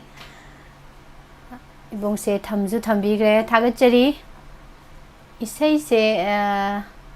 Devdas film gi asumna kaina ni haba isai sakpir o ꯏꯊꯟꯇ ꯂꯩꯔꯝꯕ ꯑꯣꯏꯔꯗꯤ ꯉꯁꯥꯏꯅ ꯁꯛꯂꯗꯕꯅꯤ ꯍꯥꯏꯁꯤꯗꯤ ꯁꯥꯔꯒꯤꯜꯕꯥꯠꯅ ꯏꯊꯟꯇ ꯁꯛꯄꯗꯤ ꯁꯨꯔ ꯇꯥꯅ ꯁꯛꯑꯣꯏ ꯄꯪꯁꯛ ꯁꯛꯆꯟꯈꯤꯕ ꯌꯥꯏ ꯑꯗꯨꯅ ꯃꯌꯥꯝ ꯃꯃꯥꯡꯗ ꯑꯣꯏꯅ ꯁꯛꯄꯤꯌꯨ ꯁꯥꯔꯒꯤꯜꯕꯥꯠ ꯊꯥꯒꯠꯆꯔꯤ ꯇꯔꯥꯝꯅ ꯑꯣꯛꯆꯔꯤ MD ꯁꯤꯡ ꯀꯃꯦꯟ ꯃꯌꯥꯝ ꯆꯥꯠꯇ ꯂꯩꯕꯤꯔꯤꯕ ꯃꯌꯥꯝꯗ ꯁꯛꯄꯤꯌꯨ ꯍꯥꯏꯕꯤꯔꯤꯕ꯭ꯔꯥ ꯏꯁꯩꯁꯦ ꯁꯛꯄꯤꯔꯛꯎ ꯊꯥꯕꯤꯔꯛꯑꯣ ꯍꯥꯏꯕ ꯅꯠꯇꯦ ꯁꯛꯄꯤꯔꯛꯑꯣ ꯍꯥꯏꯕꯅꯤ ꯗꯦꯕꯗꯥꯁꯀꯤ ꯃꯌꯥꯝ ꯀꯣꯂꯔ ꯃꯌꯥꯝ ꯑꯩꯈꯣꯏ MD ꯁꯤꯡꯅ ꯍꯥꯏꯕꯁꯦ ꯇꯥꯕꯤꯔ ꯃꯌꯥꯝꯅ ꯏꯁꯩꯁꯦ ꯑꯗꯨꯝ ꯁꯛꯄꯤꯔꯁꯨ ꯌꯥꯏ ꯃꯌꯥꯝꯅ ꯁꯛꯂꯛꯇ꯭ꯔꯒꯁꯨ ꯂꯣꯏꯁꯤꯜꯂꯛꯄꯗ ꯑꯩ ꯃꯇꯦꯛ ꯑꯃ ꯊꯧꯒꯜ ꯇꯧꯖꯒꯦ ꯊꯥꯒꯠꯆꯔꯤ ꯊꯥꯖꯗꯅ ꯏꯁꯩ ꯑꯃ ꯈꯟꯕꯤꯔꯝꯕ ꯀꯨꯁꯨꯝ ꯆꯅꯨ ꯇꯔꯥꯝꯅ ꯑꯣꯛꯆꯔꯤ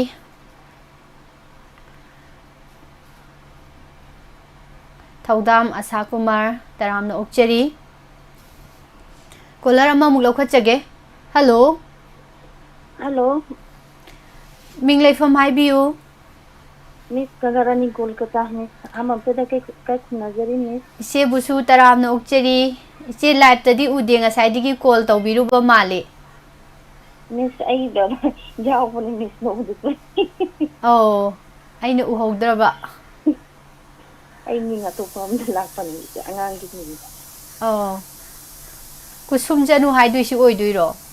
ꯅꯠꯇꯦ ꯅꯤꯍꯥꯅ ꯑꯃ ꯌꯥꯎꯕꯗꯣ ꯑꯣ ꯅꯤꯍꯥꯗꯣ ꯎꯝ ꯑꯣ ꯆꯨꯝꯃꯦ ꯍꯦꯛꯇ ꯀꯥꯎꯕ ꯍꯣꯏ ꯃꯤꯁ ꯉꯁꯤꯗꯤ ꯈꯤꯇꯪ ꯂꯥꯡꯕ ꯑꯃ ꯑꯗꯨꯝ ꯁꯛꯂꯛꯑꯒꯦꯀꯣ ꯂꯥꯡꯕ ꯇꯧꯔꯁꯨ ꯑꯗꯨꯝ ꯌꯥꯏ ꯕꯕ꯭ꯂꯤ ꯅꯣꯡ ꯌꯥꯝ ꯎꯗꯕ ꯀꯨꯏꯔꯦ ꯕꯕ꯭ꯂꯤ ꯅꯣꯡꯁꯨ ꯂꯥꯏꯚꯇ ꯂꯩꯕꯤꯔꯝꯃꯤ ꯇꯔꯥꯝꯅ ꯑꯣꯛꯆꯔꯤ ꯏꯅꯥꯎꯕꯨꯁꯨ ꯑꯗꯨꯗꯤ ꯏꯆꯦꯒꯤ ꯑꯔꯥꯡꯕ ꯏꯁꯩ ꯃꯌꯥꯝ ꯄꯨꯟꯅ ꯇꯥꯃꯤꯟꯅꯔꯁꯤ ꯍꯧꯖꯔꯒꯦ ꯃꯤꯁ ꯃꯤꯁ ꯑꯩꯅ ꯏꯀꯣ ꯁꯦꯝꯕꯤꯌꯨꯀꯣ ꯍꯣꯏ ꯅꯍꯥꯛꯅ ꯆꯥꯛꯁꯪꯗ ꯆꯥꯛ ꯊꯣꯡꯂꯤꯉꯩ ꯎꯏ ꯎꯏ ꯂꯛꯅꯈꯤ ꯎꯏ ꯑꯩꯅ ꯇꯣꯏꯅ ꯅꯍꯥꯛꯅ ꯆꯥꯛꯁꯪꯗ ꯆꯥꯛ ꯊꯣꯡꯂꯤꯉꯩ ꯂꯛꯅꯈꯤ ꯑꯩꯅ ꯇꯣꯏꯅ ꯑꯀꯥꯏꯕ ꯃꯤꯡꯁꯦꯟ ꯃꯁꯤꯁꯤꯅ ꯅꯪꯒꯤ ꯅꯃꯤꯠ ꯊꯛꯍꯟꯗꯨꯅ ꯅꯪꯕꯨ ꯂꯛꯅꯈꯤ ꯑꯣꯏ ꯅꯪꯒꯤ ꯅꯃꯤꯠ ꯊꯛꯍꯟꯗꯨꯅ ꯅꯪꯕꯨ ꯂꯛꯅꯈꯤ ꯑꯣꯏ ꯅꯄꯥ ꯏꯄꯥꯗꯤ ꯊꯥꯡ ꯆꯠꯅꯈꯤ ꯈꯝꯕꯟ ꯊꯥꯅꯈꯤ ꯆꯩꯔꯥꯛ ꯀꯥꯅꯈꯤ ꯅꯪꯒ ꯑꯩꯒꯗꯤ ꯊꯃꯣꯏ ꯇꯤꯟꯅꯈꯤ ꯅꯨꯡꯁꯤ ꯍꯥꯏꯅꯈꯤ ꯂꯩꯄꯨꯟ ꯑꯣꯏꯅꯈꯤ ꯅꯍꯥꯛꯅ ꯆꯥꯛꯁꯪꯗ ꯆꯥꯛ ꯊꯣꯡꯂꯤꯉꯩ ꯂꯛꯅꯈꯤ ꯑꯩꯅ ꯇꯣꯏꯅ ꯑꯩꯍꯥꯛ ꯊꯛꯀꯤ ꯂꯩꯇꯥꯗꯕꯤ ꯀꯅꯥꯕꯨ ꯊꯤꯔꯤ ꯀꯤꯖꯕꯅ ꯑꯩꯍꯥꯛ ꯊꯛꯀꯤ ꯂꯩꯇꯥꯗꯕꯤ ꯀꯅꯥꯕꯨ ꯊꯤꯔꯤ ꯀꯤꯖꯕꯅ ꯊꯝꯕꯟ ꯃꯔꯨꯝꯗꯒꯤ ꯀꯌꯥꯔꯛꯅꯣ ꯄꯤꯔꯛꯈꯤꯕ ꯁꯝꯖꯤꯔꯩ ꯅꯥꯆꯣꯝ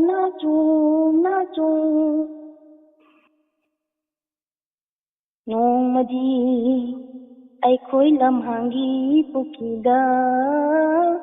ꯑꯩꯅ ꯄꯨꯔꯛꯄ ꯆꯤꯡꯍꯤ ꯃꯌꯥꯝ ꯁꯨꯔꯕ ꯆꯔꯣꯠ ꯃꯔꯥ ꯊꯝꯕꯟ ꯂꯩꯒꯤ ꯆꯤꯡꯍꯤ ꯂꯨꯃꯤꯟꯅꯈꯤ ꯑꯀꯥꯏꯕ ꯃꯤꯡꯁꯦꯟ ꯃꯆꯦꯠꯁꯤꯅ ꯅꯪꯒꯤ ꯅꯃꯤꯠ ꯊꯛꯍꯟꯗꯨꯅ ꯅꯪꯕꯨ ꯂꯛꯅꯈꯤ ꯑꯣꯏ ꯅꯪꯒꯤ ꯅꯃꯤꯠ ꯊꯛꯍꯟꯗꯨꯅ ꯅꯪꯕꯨ ꯂꯛꯅꯈꯤ ꯂꯩꯁꯥ ꯄꯥꯈꯪ ꯑꯣꯏꯔꯤꯉꯩꯗ ꯌꯨꯝꯂꯣꯟꯅꯈꯤ ꯑꯗꯨꯉꯩꯗ ꯂꯩꯁꯥ ꯄꯥꯈꯪ ꯑꯣꯏꯔꯤꯉꯩꯗ ꯌꯨꯝꯂꯣꯟꯅꯈꯤ ꯑꯗꯨꯉꯩꯗ ꯋꯥꯈꯣꯡ ꯁꯪꯕꯟ ꯋꯥꯡꯃ feeling sita kaya ratno wana wana wana nong mana thanda ya sangba matungda kusum hai dopa ni sai sai lo sindarge choi rakdore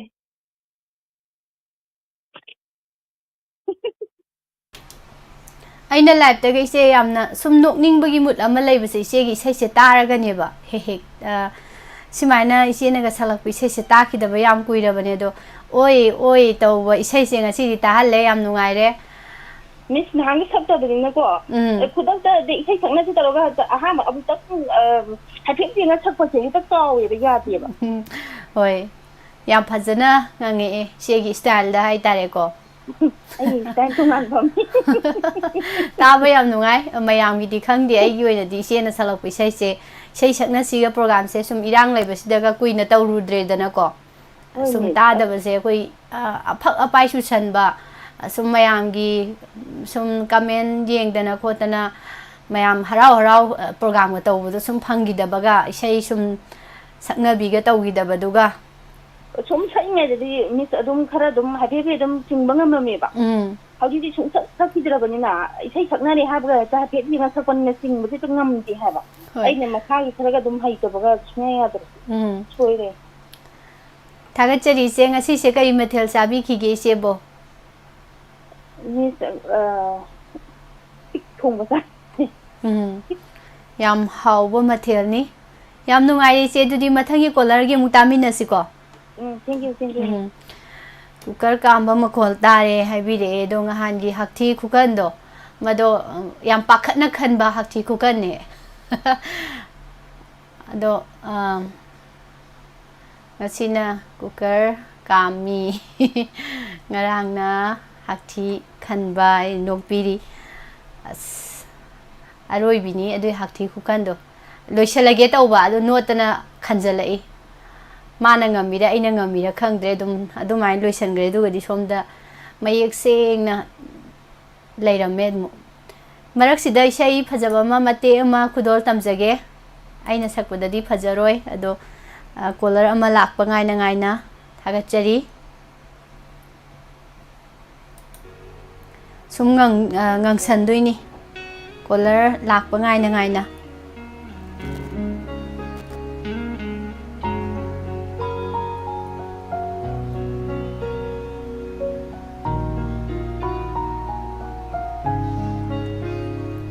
ꯀꯣꯂꯔꯁꯨ ꯉꯥꯏꯍꯥꯛ ꯍꯣꯜ ꯇꯧꯕꯤꯒꯅꯤ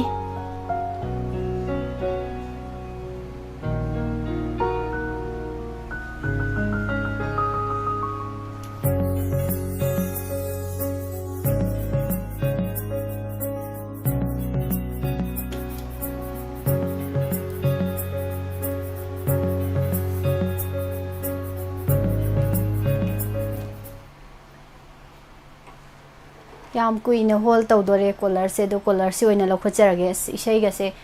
ꯃ꯭ꯌꯨꯖꯤꯛꯁꯦ ꯂꯥꯛꯄ ꯃꯈꯣꯟꯁꯦ ꯇꯥꯕꯗ ꯃꯤꯍꯨꯟꯒꯁꯦ ꯗꯤꯡ ꯗꯤꯡ ꯆꯣꯡꯉꯛꯏ ꯄꯣꯠꯅꯤ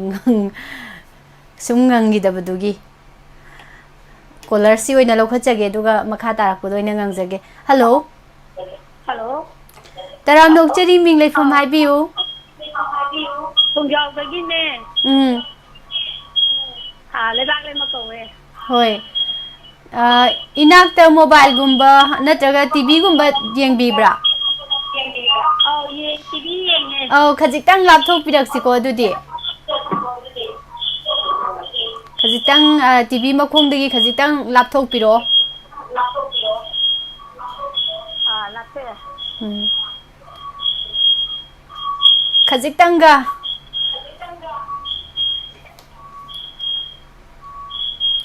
ꯍꯜꯂꯣ ꯇꯤꯚꯤꯒꯤ ꯚꯣꯂꯨꯝꯗꯣ ꯈꯖꯤꯛꯇꯪ ꯂꯩꯊꯕꯤꯌꯨꯅꯦ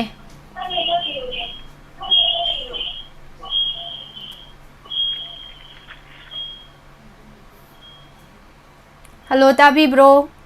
ꯇꯥꯏꯌꯦ ꯇꯥꯏꯌꯦ ꯚꯣꯂꯨꯝ ꯈꯖꯤꯛꯇꯪ ꯏꯀꯣ ꯆꯠꯄ ꯑꯗꯨꯅ ꯅꯨꯡꯉꯥꯏꯔꯣꯏꯗꯣꯏꯅꯤ ꯏꯁꯩ ꯉꯪꯕꯗꯁꯨ ꯑꯗꯨꯒ ꯇꯥꯔꯤꯕ ꯃꯌꯥꯝꯗꯁꯨ ꯅꯨꯡꯉꯥꯏꯐꯝ ꯈꯪꯉꯣꯏꯗꯣꯏꯅꯤ ꯑꯗꯣ ꯉꯁꯤꯅ ꯑꯍꯥꯟꯕ ꯀꯣꯜ ꯇꯧꯕꯤꯔꯛꯄ ꯑꯣꯏꯕꯤꯕ꯭ꯔꯥ ꯅꯍꯥꯟ ꯃꯈꯩꯁꯨ ꯑꯗꯨꯝ ꯁꯔꯨꯛ ꯌꯥꯕꯤꯕ꯭ꯔꯣ ꯑꯃꯨꯛꯈꯛ ꯌꯥꯈꯔꯦ ꯌꯥꯝ ꯅꯨꯡꯉꯥꯏ ꯉꯁꯤ ꯑꯃꯨꯛ ꯍꯟꯅ ꯊꯦꯡꯅꯕꯁꯦ ꯀꯔꯝꯕ ꯏꯁꯩ ꯉꯪꯕꯤꯒꯅꯤ ꯈꯪꯗꯕ ꯐꯤꯂꯝꯒꯤ ꯀꯔꯤ ꯊꯥꯗ ꯂꯥꯛꯎꯒꯦ ꯌꯥꯝ ꯐꯖꯕ ꯏꯁꯩꯅꯦ ꯑꯗꯨꯗꯤ ꯇꯥꯊꯣꯛꯁꯤ ꯍꯧꯕꯤꯔꯛꯑꯣ ꯍꯩꯇꯦ ꯑꯗꯣ ꯈꯔ ꯉꯪꯖꯔꯛꯀꯦ ꯍꯣꯏ करी थादला उगे मेरा थादला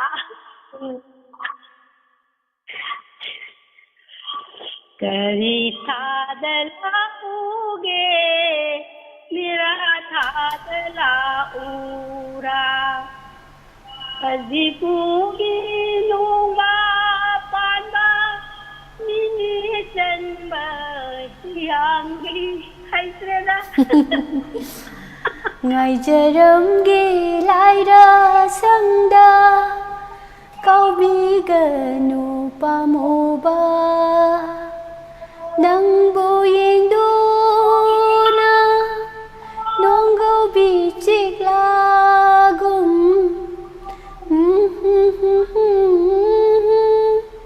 na na na na na na na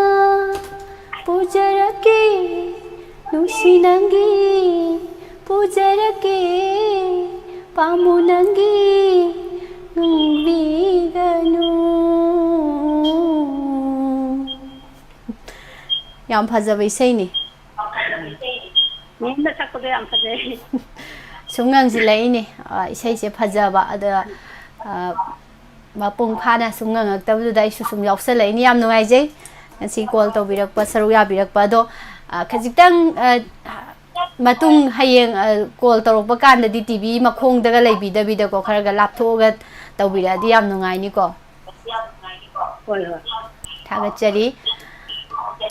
ꯉꯁꯥꯏꯒꯤ ꯏꯁꯩ ꯑꯃ ꯉꯪꯒꯦꯅ ꯇꯧꯖꯔꯕꯗꯤꯗꯣ ngangbase ngamdau mande do haibet try tawjarage thagachari mathangi caller ama mu ngaijana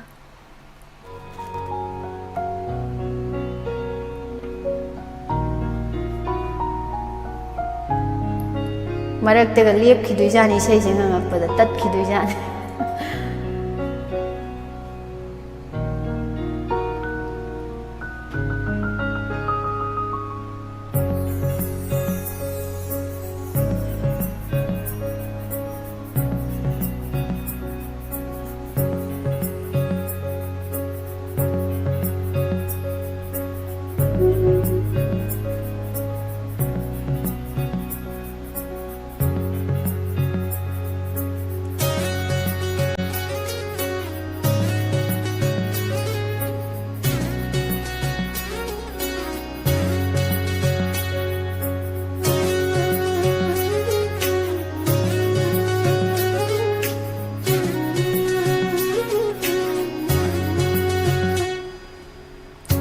Banjawi hai dona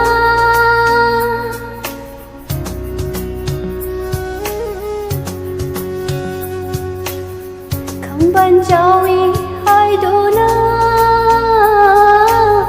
Nang na ai bu sauri bado Ai na nang bu nung siram draba Khong thang ko ding yeng lam lo ai bu sauri do ai gi thamoi khanglam laba nang ai bu sauri do ai gi thamoi khanglam laba nang ai bu he na nungsiram gani nang ai bu he na nungsiram gani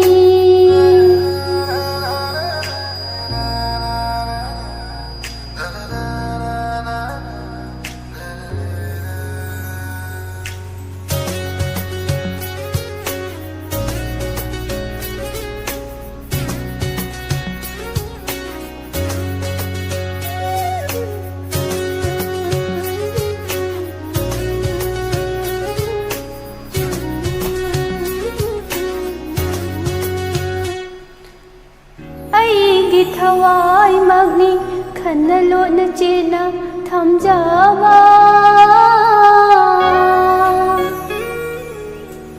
ai gi thawai magni khana lo na chena thamjawa thawai oi binang bo sena jabada soi ki darane ꯌꯦꯡꯁꯤꯟꯖꯕꯗ ꯀꯔꯤꯒꯤꯅꯣ ꯅꯪꯅ ꯁꯥꯎꯔꯤꯕ ꯀꯔꯤꯒꯤꯅꯣ ꯅꯪꯅ ꯑꯗꯨꯛ ꯁꯥꯎꯔꯤꯕ ꯃꯩꯕꯥꯁꯤꯡꯅꯦ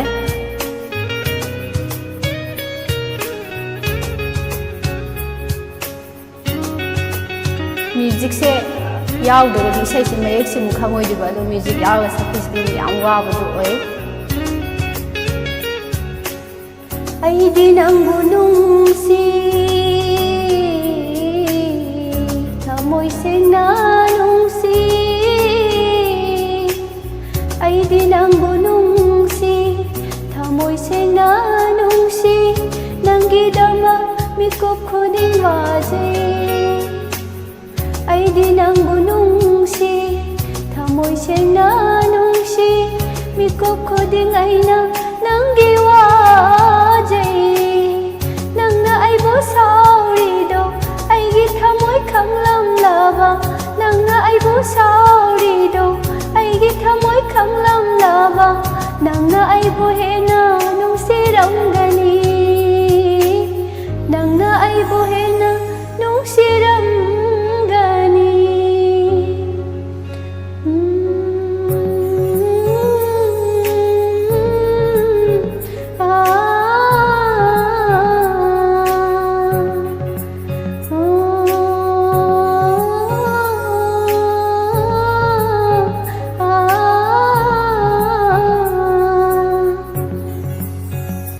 ꯇꯠꯇ꯭ꯔꯤꯉꯩ ꯂꯣꯏꯁꯤꯜꯍꯧꯔꯒꯦ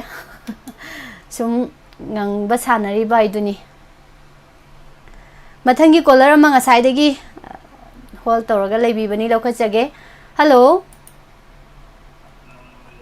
hello ꯇꯔꯥꯝꯅ ꯑꯣꯛꯆꯔꯤ ꯃꯤꯡ ꯂꯩꯐꯝ ꯍꯥꯏꯕꯤꯌꯨ ꯃꯤꯁ ꯑꯩ ꯀꯁꯥ ꯀꯃꯉꯥꯗꯩ ꯗꯦꯖꯥꯅꯤ ꯀꯧꯏ ꯑꯝꯇꯪꯒ ꯍꯥꯏꯕꯤꯌꯨꯅꯦ ꯀꯁꯥꯔ ꯀꯃꯉꯥꯗꯒꯤ ꯗꯦꯖꯥꯅꯤ ꯀꯧꯏ ꯍꯥꯏꯕ ꯑꯧ ꯏꯆꯦ ꯗꯦꯕꯖꯥꯅꯤ ꯑꯥ ꯌꯥꯝ ꯅꯨꯡꯉꯥꯏꯔꯦ ꯏꯆꯦ ꯉꯁꯤꯗꯤ ꯊꯦꯡꯅꯕꯁꯦ ꯏꯆꯦꯒꯤꯗꯤ ꯀꯔꯤ ꯏꯁꯩ ꯍꯣꯏ ꯃꯌꯥꯝꯅ ꯇꯥꯍꯟꯕꯤꯗꯣꯏꯅꯣ ꯑꯗꯨꯝ ꯑꯃ ꯇꯧꯁꯜꯂꯛꯑꯒꯦ ꯀꯨꯏꯔꯦ ꯗꯥꯏꯃꯟ ꯇꯤꯚꯤꯅ ꯏꯁꯩ ꯁꯛꯅꯕꯤ ꯇꯧꯗꯕꯗ ꯏꯁꯩꯒꯁꯦ ꯏꯉꯪ ꯉꯪꯗꯗꯅ ꯑꯁ ꯁꯤꯗꯤ ꯄꯨꯡꯑꯣꯟ ꯂꯩꯇ꯭ꯔ ꯑꯣꯟꯅꯔꯝꯃꯦ ꯃꯔꯛꯇ ꯑꯗꯨꯅꯤ ꯈꯪꯗꯦ ꯏꯆꯦ ꯑꯁ ꯑꯗꯨꯅꯤ ꯅꯍꯥꯟꯈꯩ ꯁꯨꯝ ꯉꯪꯉꯨꯗꯔꯒ ꯉꯪꯕꯁꯦ ꯄꯨꯔꯥ ꯕꯦꯔꯥ ꯇꯥꯔꯦ ꯁꯤꯗꯤ ꯑꯗꯣ ꯏꯆꯦꯒꯤ ꯑꯃꯨꯛ ꯇꯥꯊꯣꯛꯁꯤ ꯍꯩꯕ ꯍꯩꯇꯕ ꯑꯍꯩꯕ ꯀꯅꯥꯃꯠꯇ ꯅꯠꯇꯦ ꯑꯩꯈꯣই ꯏꯁꯩ ꯇꯝꯗꯅ ꯃꯌꯥꯝ ꯍꯩꯔꯦ ꯃꯌꯥꯝ ꯐꯖꯅ ꯇꯥꯍꯜꯂꯨꯔꯒꯦꯅ ꯑꯝꯇ ꯅꯠꯇꯦ ꯑꯗꯨꯅ ꯏꯆꯦꯒꯤꯁꯨ ꯍꯩꯇ ꯍꯩꯇ ꯁꯛꯂꯛꯄ ꯏꯁꯩꯗꯣ ꯃꯌꯥꯝꯗ ꯈꯨꯗꯣꯜ ꯇꯝꯕꯤꯌꯨ ꯍꯣꯏ ꯁꯛꯆꯔ ꯍꯧꯖꯔꯒꯦ ꯍꯧꯕꯤꯔꯛꯑꯣ ꯏꯆꯦ ꯊꯃꯣꯏ ꯁꯦꯡꯅ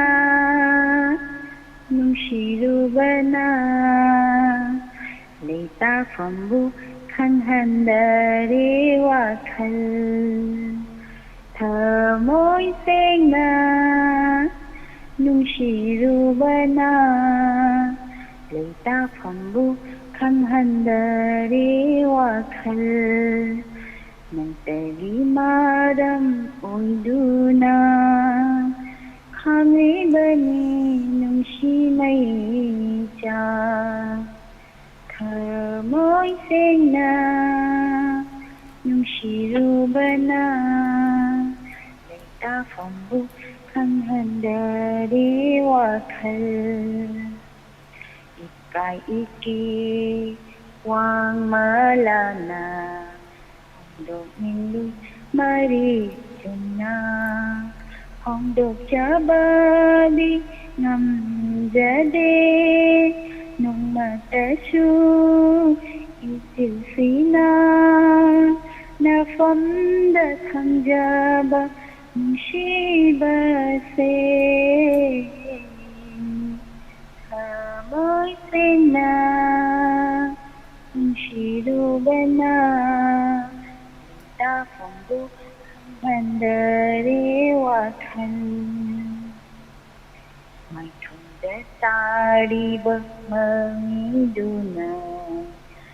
Shirino ha dari Mai thùng để ta đi bậc mơ duna Shihino Hari kan haruba niku amada pakhasaine hamoisina pamlarojaba This father Fadrabo. Faidaro chalage Yam phajana ngang thore naha ga yam oi thore idai sei se sum ngang pa kan dai se je. Ai vai to dum sang ba da da do pai lai ta ba Simaina khara duk sai si mangai le sidai he na bu ji tammu gi doi se na troi sei je. Khara ga sak tong ni simaina. Ithanta momon ga nok tong ni horen aina isana ga saksa gi be sei ga to tara ga ko je.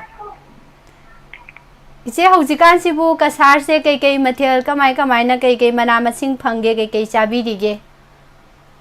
kasar jo jum da haji thana badi haji hingol matam de dong wani na pan gumba se jum ma se kha puthoi kom break adugumba ate dum bazar ge hajang api di dum mayam phangnei sin khamen sin bi alu sugum badi dum Kamal ta. Ngasi gi di chi jang cha gi ngasi a. Ngasi se hangam thong ba chai yam hawi. Hangam thong ba cha ba si di hangam thong ba cha ba si di khoi di numit ishala tham yai shahim da. Yam tang na cha ba du na as kayam di haw re ngasi di. Hangam je koi ju pa me do koi ji ga di thang de hau ji ti. Eng in tham da da. Hauji khara yam chawba nataba pambi macha hogalakpado yam hawe anoba pambi macha doni nungai jare chet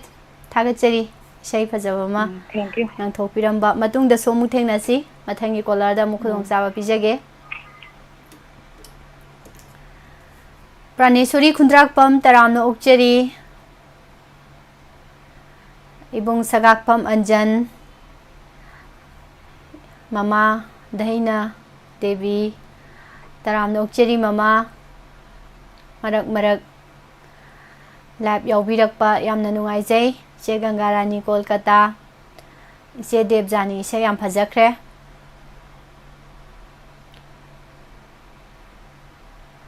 Naungna Sangbirakpa Mayam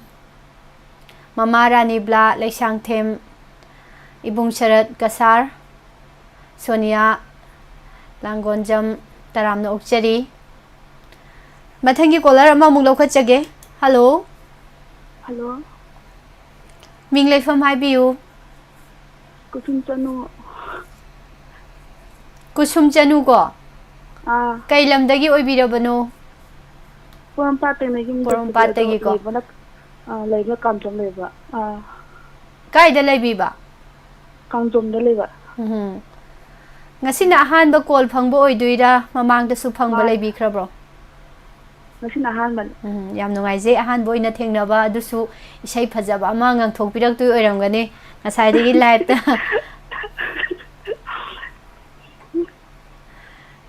nokpada mu isai me kaw gini ko yam kaw gon mane ahanba phangba se mayek se Mihin yam chongi tawngda kaw dringai da sat laung ngang jalo na phado male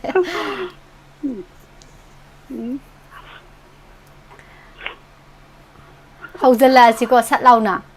Oi. Noma lagi pun lagi Mushi wari sarage Aibu ama kamlenu Mushi aite kandenu Akaba Ipakaya landana Wanglaba Pinjau kaya katuna Siklaba Umuk kaya hauduna Lakani Nushina nata Chala gise Kanao tu nuwaita Kamla khara niglak pro Nile nikpani ahan bagi ado sum khara toishala di nikpa khara handarakane boko aduna khara toina saruk ya se sum isai ngang thok se boko isai yam yamidana adum phaja be isai ꯍꯧꯖꯤꯛ ꯅꯍꯥꯒꯤ ꯑꯗꯨꯒ ꯑꯍꯟ ꯂꯣꯟꯒꯤ ꯃꯇꯝꯒꯤ ꯐꯖꯕ ꯏꯁꯩ ꯃꯌꯥꯝ ꯂꯩꯔꯤꯗꯅꯀꯣ ꯑꯗꯣ ꯈꯔ ꯁꯛꯇꯣꯛꯁꯦ ꯉꯁꯥꯏꯒꯤ ꯂꯥꯏꯞꯇ ꯏꯁꯩ ꯁꯛꯂꯛꯑꯣ ꯍꯥꯏꯔꯒ ꯁꯛꯂꯛꯇꯕ ꯃꯌꯥꯝꯁꯤꯗꯕꯀꯣ ꯂꯦꯟꯅꯗꯅ ꯁꯛꯁꯦ ꯃꯥꯅ ꯁꯛꯁꯦ ꯌꯥꯝ ꯅꯨꯡꯉꯥꯏꯔꯦ ꯀꯨꯁꯨꯝ ꯀꯔꯤ ꯇꯧꯔꯒ ꯂꯩꯕꯤꯕꯅꯣ ꯍꯧꯖꯤꯛꯁꯤꯕꯣ ꯂꯥꯏꯔꯤꯛ ꯇꯧꯕꯤꯔꯤꯔꯥ ꯂꯥꯏꯔꯤꯛ ꯇꯧꯕꯤꯗꯦ ꯑꯩ ꯒꯥꯏꯅꯤꯒꯤꯗ ꯀꯩꯅꯣ ꯇꯧ ꯂꯩꯖꯕꯅꯤ ꯗ꯭ꯌꯨꯇꯤꯒꯤ ꯂꯩꯕ ꯀꯥꯡꯄꯣꯡꯗ ꯌꯥꯝ ꯅꯨꯡꯉꯥꯏꯔꯦ ꯉꯥꯏꯍꯥꯛ ꯑꯆꯤꯟꯕꯒ ꯂꯩꯔꯛꯇ꯭ꯔ ꯃꯇꯝꯗꯀꯣ ꯗꯥꯏꯃꯟ ꯇꯤꯚꯤꯒꯤ ꯄ꯭ꯔꯣꯒꯥꯝꯗꯒ ꯁꯔꯨꯛ ꯌꯥꯔꯛꯄ ꯍꯣꯏ ꯊꯥꯒꯠꯆꯔꯤ ꯃꯊꯪꯒꯤ ꯀꯣꯂꯔꯗ ꯈꯨꯗꯣꯡꯆꯥꯕ ꯄꯤꯖꯒꯦ ꯃꯇꯝꯁꯨ ꯂꯩꯁꯤꯜꯂꯛꯇ꯭ꯔꯦ ꯑꯔꯣꯏꯕ ꯀꯣꯂꯔ ꯑꯣꯏꯖꯔꯒꯦ ꯀꯣꯂꯔ ꯑꯃꯇꯪ ꯈꯤꯇꯪꯁꯨ ꯍꯧꯅ ꯁꯛꯄꯤꯔꯛꯎꯗꯅ ꯀꯨꯁꯨꯝ ꯍꯥꯏꯈꯤꯕꯅ ꯑꯍꯥꯟꯕ ꯑꯣꯏꯇꯣꯏꯅꯤ ꯃꯊꯪꯒꯤ ꯁꯛꯂꯛꯄꯗꯅ ꯈꯤꯇꯪ ꯍꯧꯒꯠꯂꯛꯀꯅꯤ ꯏꯁꯩ ꯍꯩꯅꯁꯨ ꯌꯥꯝ ꯍꯥꯏꯕꯤꯔꯛꯑꯦ ꯃꯌꯥꯝꯅ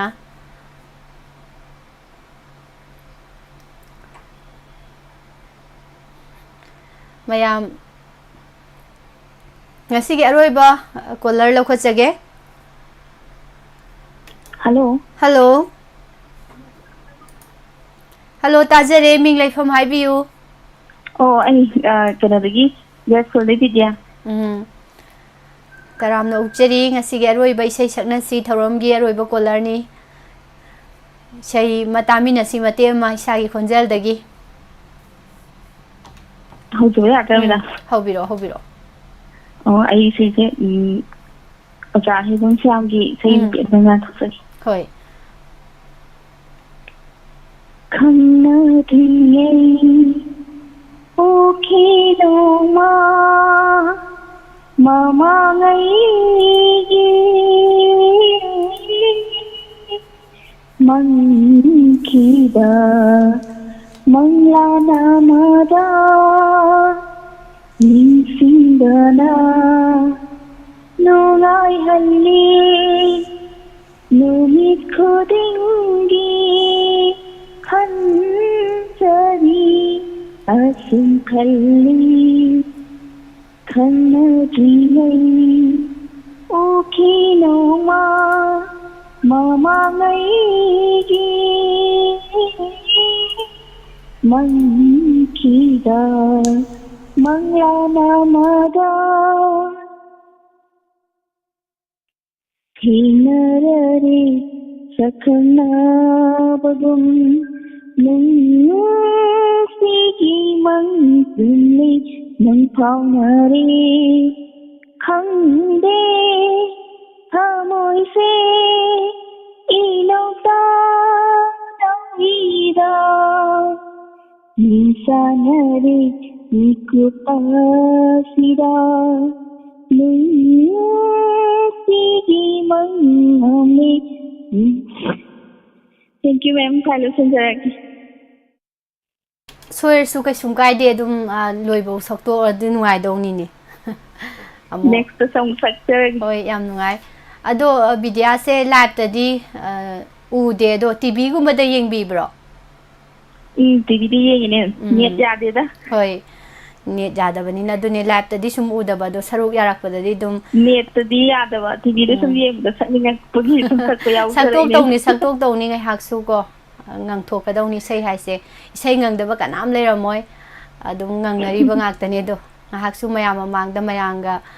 ꯁꯨꯝ ꯑꯩꯁꯨ ꯁꯔꯨꯛ ꯌꯥꯔꯤ ꯍꯥꯏꯕꯗꯣ ꯈꯪꯗꯣꯏꯅꯦ ꯍꯥꯏꯕꯀꯣ ꯁꯨꯃꯥꯏꯅ ꯁꯔꯨꯛ ꯌꯥꯔꯛꯑꯀꯥꯟꯗ ꯑꯩꯈꯣꯏ ꯃꯌꯥꯝ ꯑꯃ ꯊꯧꯔꯝꯁꯤꯗ ꯃꯌꯥꯝ ꯑꯃ ꯁꯞꯄꯣꯔꯠ ꯇꯧꯔꯤ ꯍꯥꯏꯕꯁꯦ ꯀꯣꯜ ꯇꯧꯔꯛꯑꯒ ꯁꯔꯨꯛ ꯌꯥꯔꯛꯑꯀꯥꯟꯗ ꯈꯪꯗꯣꯏꯅꯤ ꯌꯥꯝ ꯅꯨꯡꯉꯥꯏꯖꯩ ꯕꯤꯗ꯭ꯌꯥ ꯁꯔꯨꯛ ꯌꯥꯕꯤꯔꯛꯄ ꯑꯔꯣꯏꯕ ꯀꯣꯂꯔꯁꯨ ꯑꯣꯏꯔꯦ ꯊꯦꯡꯛ ꯌꯨ ꯃꯦꯝ ꯊꯝꯖꯔꯒꯦ ꯃꯊꯪꯗ ꯑꯃꯨꯛ ꯊꯦꯡꯅꯁꯤ ꯊꯥꯒꯠꯆꯔꯤ ꯌꯥꯝ ꯐꯖꯕ ꯏꯁꯩꯅꯤ ꯈꯨꯗꯣꯜ ꯇꯝꯕꯤꯔꯝꯕ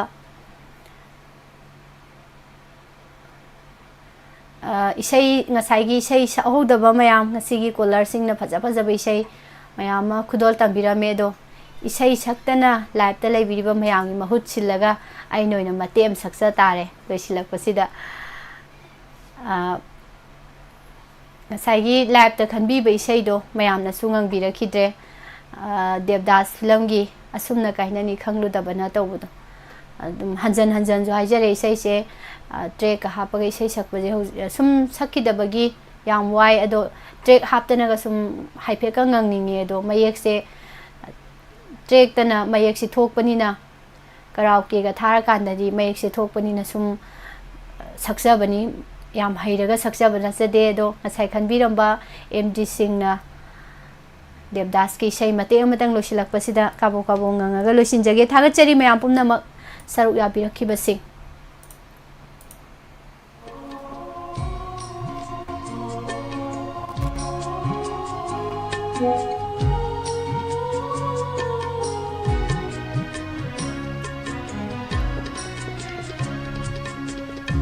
ꯑꯁꯨꯝꯅ ꯀꯥꯏꯅꯅꯤ ꯈꯪꯂꯨꯗꯕꯅ ꯅꯨꯡꯁꯤꯔꯨꯔꯦ ꯅꯨꯡꯁꯤꯕ ꯀꯔꯤꯅꯣ ꯈꯪꯗꯅ ꯍꯥꯏꯐꯝ ꯈꯪꯗꯕ ꯑꯋꯥꯕꯁꯤꯅ ꯑꯣꯏꯔꯝꯂꯦ ꯅꯨꯡꯁꯤꯒꯤ ꯃꯩꯆꯥꯛ ꯍꯥꯏꯕꯗꯣ ꯑꯁꯨꯝꯅ ꯀꯥꯏꯅꯅꯤ ꯈꯜꯂꯨꯗꯕꯅ ꯅꯨꯡꯁꯤꯔꯨꯔꯦ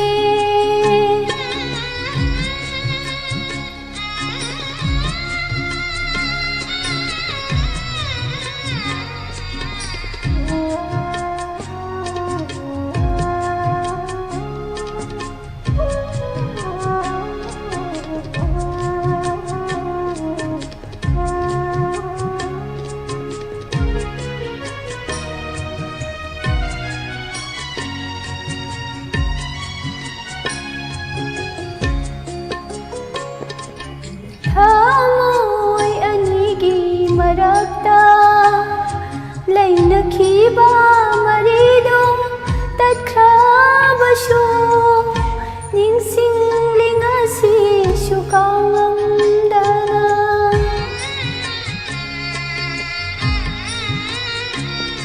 ꯊꯃꯣꯏ ꯑꯅꯤꯒꯤ ꯃꯔꯛꯇ ꯂꯩꯅꯈꯤꯕ ꯃꯔꯤꯗꯣ ꯇꯠꯈ꯭ꯔꯕꯁꯨ ꯅꯤꯡꯁꯤꯡꯂꯤ ꯉꯁꯤꯁꯨ ꯀꯥꯎꯉꯝꯗꯅ ꯅꯨꯡꯁꯤ ꯄꯥꯎꯈꯣꯡ ꯑꯃꯒꯤ ꯆꯤꯟꯊꯔꯤ ꯄꯤꯔꯥꯡꯅ ꯏꯆꯦꯠ ꯑꯣꯏꯅ ꯍꯤꯡꯂꯤ ꯍꯥꯏꯕꯇ ꯃꯉꯥꯏ ꯍꯧꯔꯤ ꯑꯁꯨꯝꯅ ꯀꯥꯏꯅꯅꯤ ꯈꯜꯂꯨꯗꯕꯅ ꯅꯨꯡꯁꯤꯔꯨꯔꯦ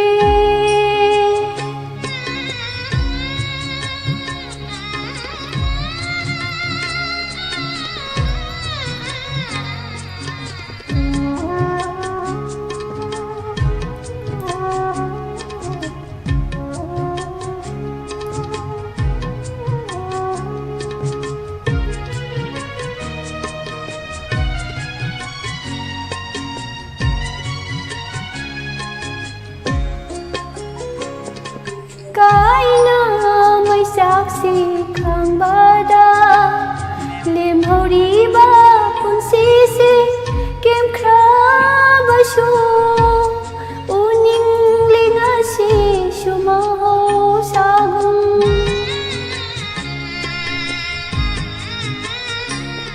ꯀꯥꯏꯅ ꯃꯩꯆꯥꯛꯁꯤ ꯈꯥꯡꯕꯗ ꯂꯦꯝꯍꯧꯔꯤꯕ ꯄꯨꯟꯁꯤꯁꯤ ꯀꯦꯝꯈ꯭ꯔꯕꯁꯨ ꯎꯅꯤꯡꯂꯤ ꯉꯁꯤꯁꯨ ꯃꯍꯧꯁꯥꯒꯨꯝ ꯅꯨꯡꯁꯤ ꯄꯥꯎꯈꯣꯡ ꯑꯃꯒꯤ ꯆꯤꯟꯊꯔꯤ ꯄꯤꯔꯥꯡꯅ ꯏꯆꯦꯠ ꯑꯣꯏꯅ ꯍꯤꯡꯂꯤ ꯍꯥꯏꯕꯇ ꯃꯉꯥꯏ ꯍꯧꯔꯤ ꯑꯁꯨꯝꯅ ꯀꯥꯏꯅꯅꯤ ꯈꯜꯂꯨꯗꯕꯅ ꯅꯨꯡꯁꯤꯔꯨꯔꯦ ꯅꯨꯡꯁꯤꯕ ꯀꯔꯤꯅꯣ ꯈꯪꯗꯅ ꯍꯥꯏꯐꯝ ꯈꯪꯗꯕ ꯑꯋꯥꯕꯁꯤꯅ ꯑꯣꯏꯔꯝꯂꯦ ꯅꯨꯡꯁꯤꯒꯤ ꯃꯩꯆꯥꯛ ꯍꯥꯏꯕꯗꯣ ꯑꯁꯨꯝꯅ ꯀꯥꯏꯅꯅꯤ ꯈꯜꯂꯨꯗꯕꯅ ꯅꯨꯡꯁꯤꯔꯨꯔꯦ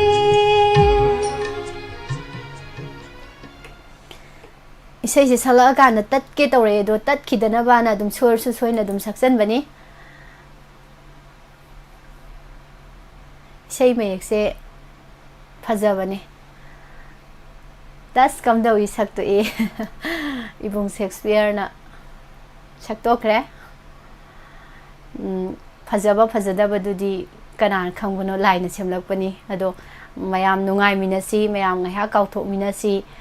सैसकपा फाव फावरबा लमदम सिगी सकनाइरबा सैसकपा मयामना थंबीरबा अखोइगिदमक्ता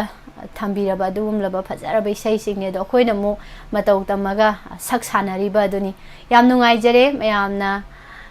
थागत वहाई थंबीरकपा थागतचरी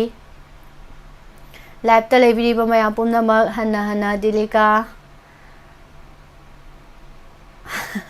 फजबनी इबुंग शेक्सपियर थागतचरी इचन गवा इबुंग सगाकपम अंजन स्निंगदा सलाम सार गिलबात सिंह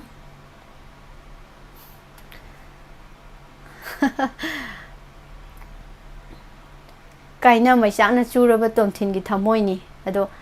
इसे सुम काइनब इसे सुम तारा कान नोम नत्रग नोमदी सोइदना वानदे सोइदना तानिंगक्तबा यावरकनी सुम तासला सुम चासला चानिंगक्तबदो दुमाइना दुमाइ तौसे अमतंग मागी काइब थमोइसे अखोइ म्यामना सेट सोंगजे सअगा अमतंगदी येरा हाबदु मखंदो हंसी सोनिया लांगोलजम तराम नोकचरी म्याम लाइव तलाइबिरिबसिंग इचे देवजानी कसार तोमथिन नीलिमा चे गंगारानी थागतचरी ममा दहिना देवी इसे सिंगा हवाई सुम पामजना सुम गंजरखिबदुनी अदुना हौजिक्ति इरांगा लेबनिना इसे सिमा मये खंगदे गाना सुम येंगबा हाइफेट ngang सानबगी टाइमिंग अमता लेजदे दो अदुम ngangiबदो पंगांगदा ngangjनजरिनी म्यामना नुक्सिबीबगी थागतपीबा हन्ना हन्ना थागतचरी प्राणेश्वरी खुंद्राकपम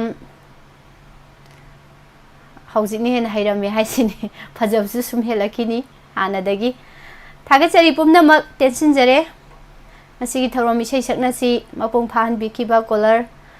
लोइनाना पुनिंग थौगतपीरिबा लाइव चाट लेबिरिबा मयाम अदुगा टीवी चैनल दा थौरम सिबु मिजेंग ताबिरिबा मयाम पुमनमक हन्ना हन्ना थागतचबगा लोइनाना हयेंगे पुंफमदा मयाम बो मोहना ngaijरमगे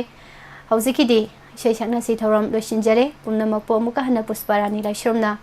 खुरमजरी।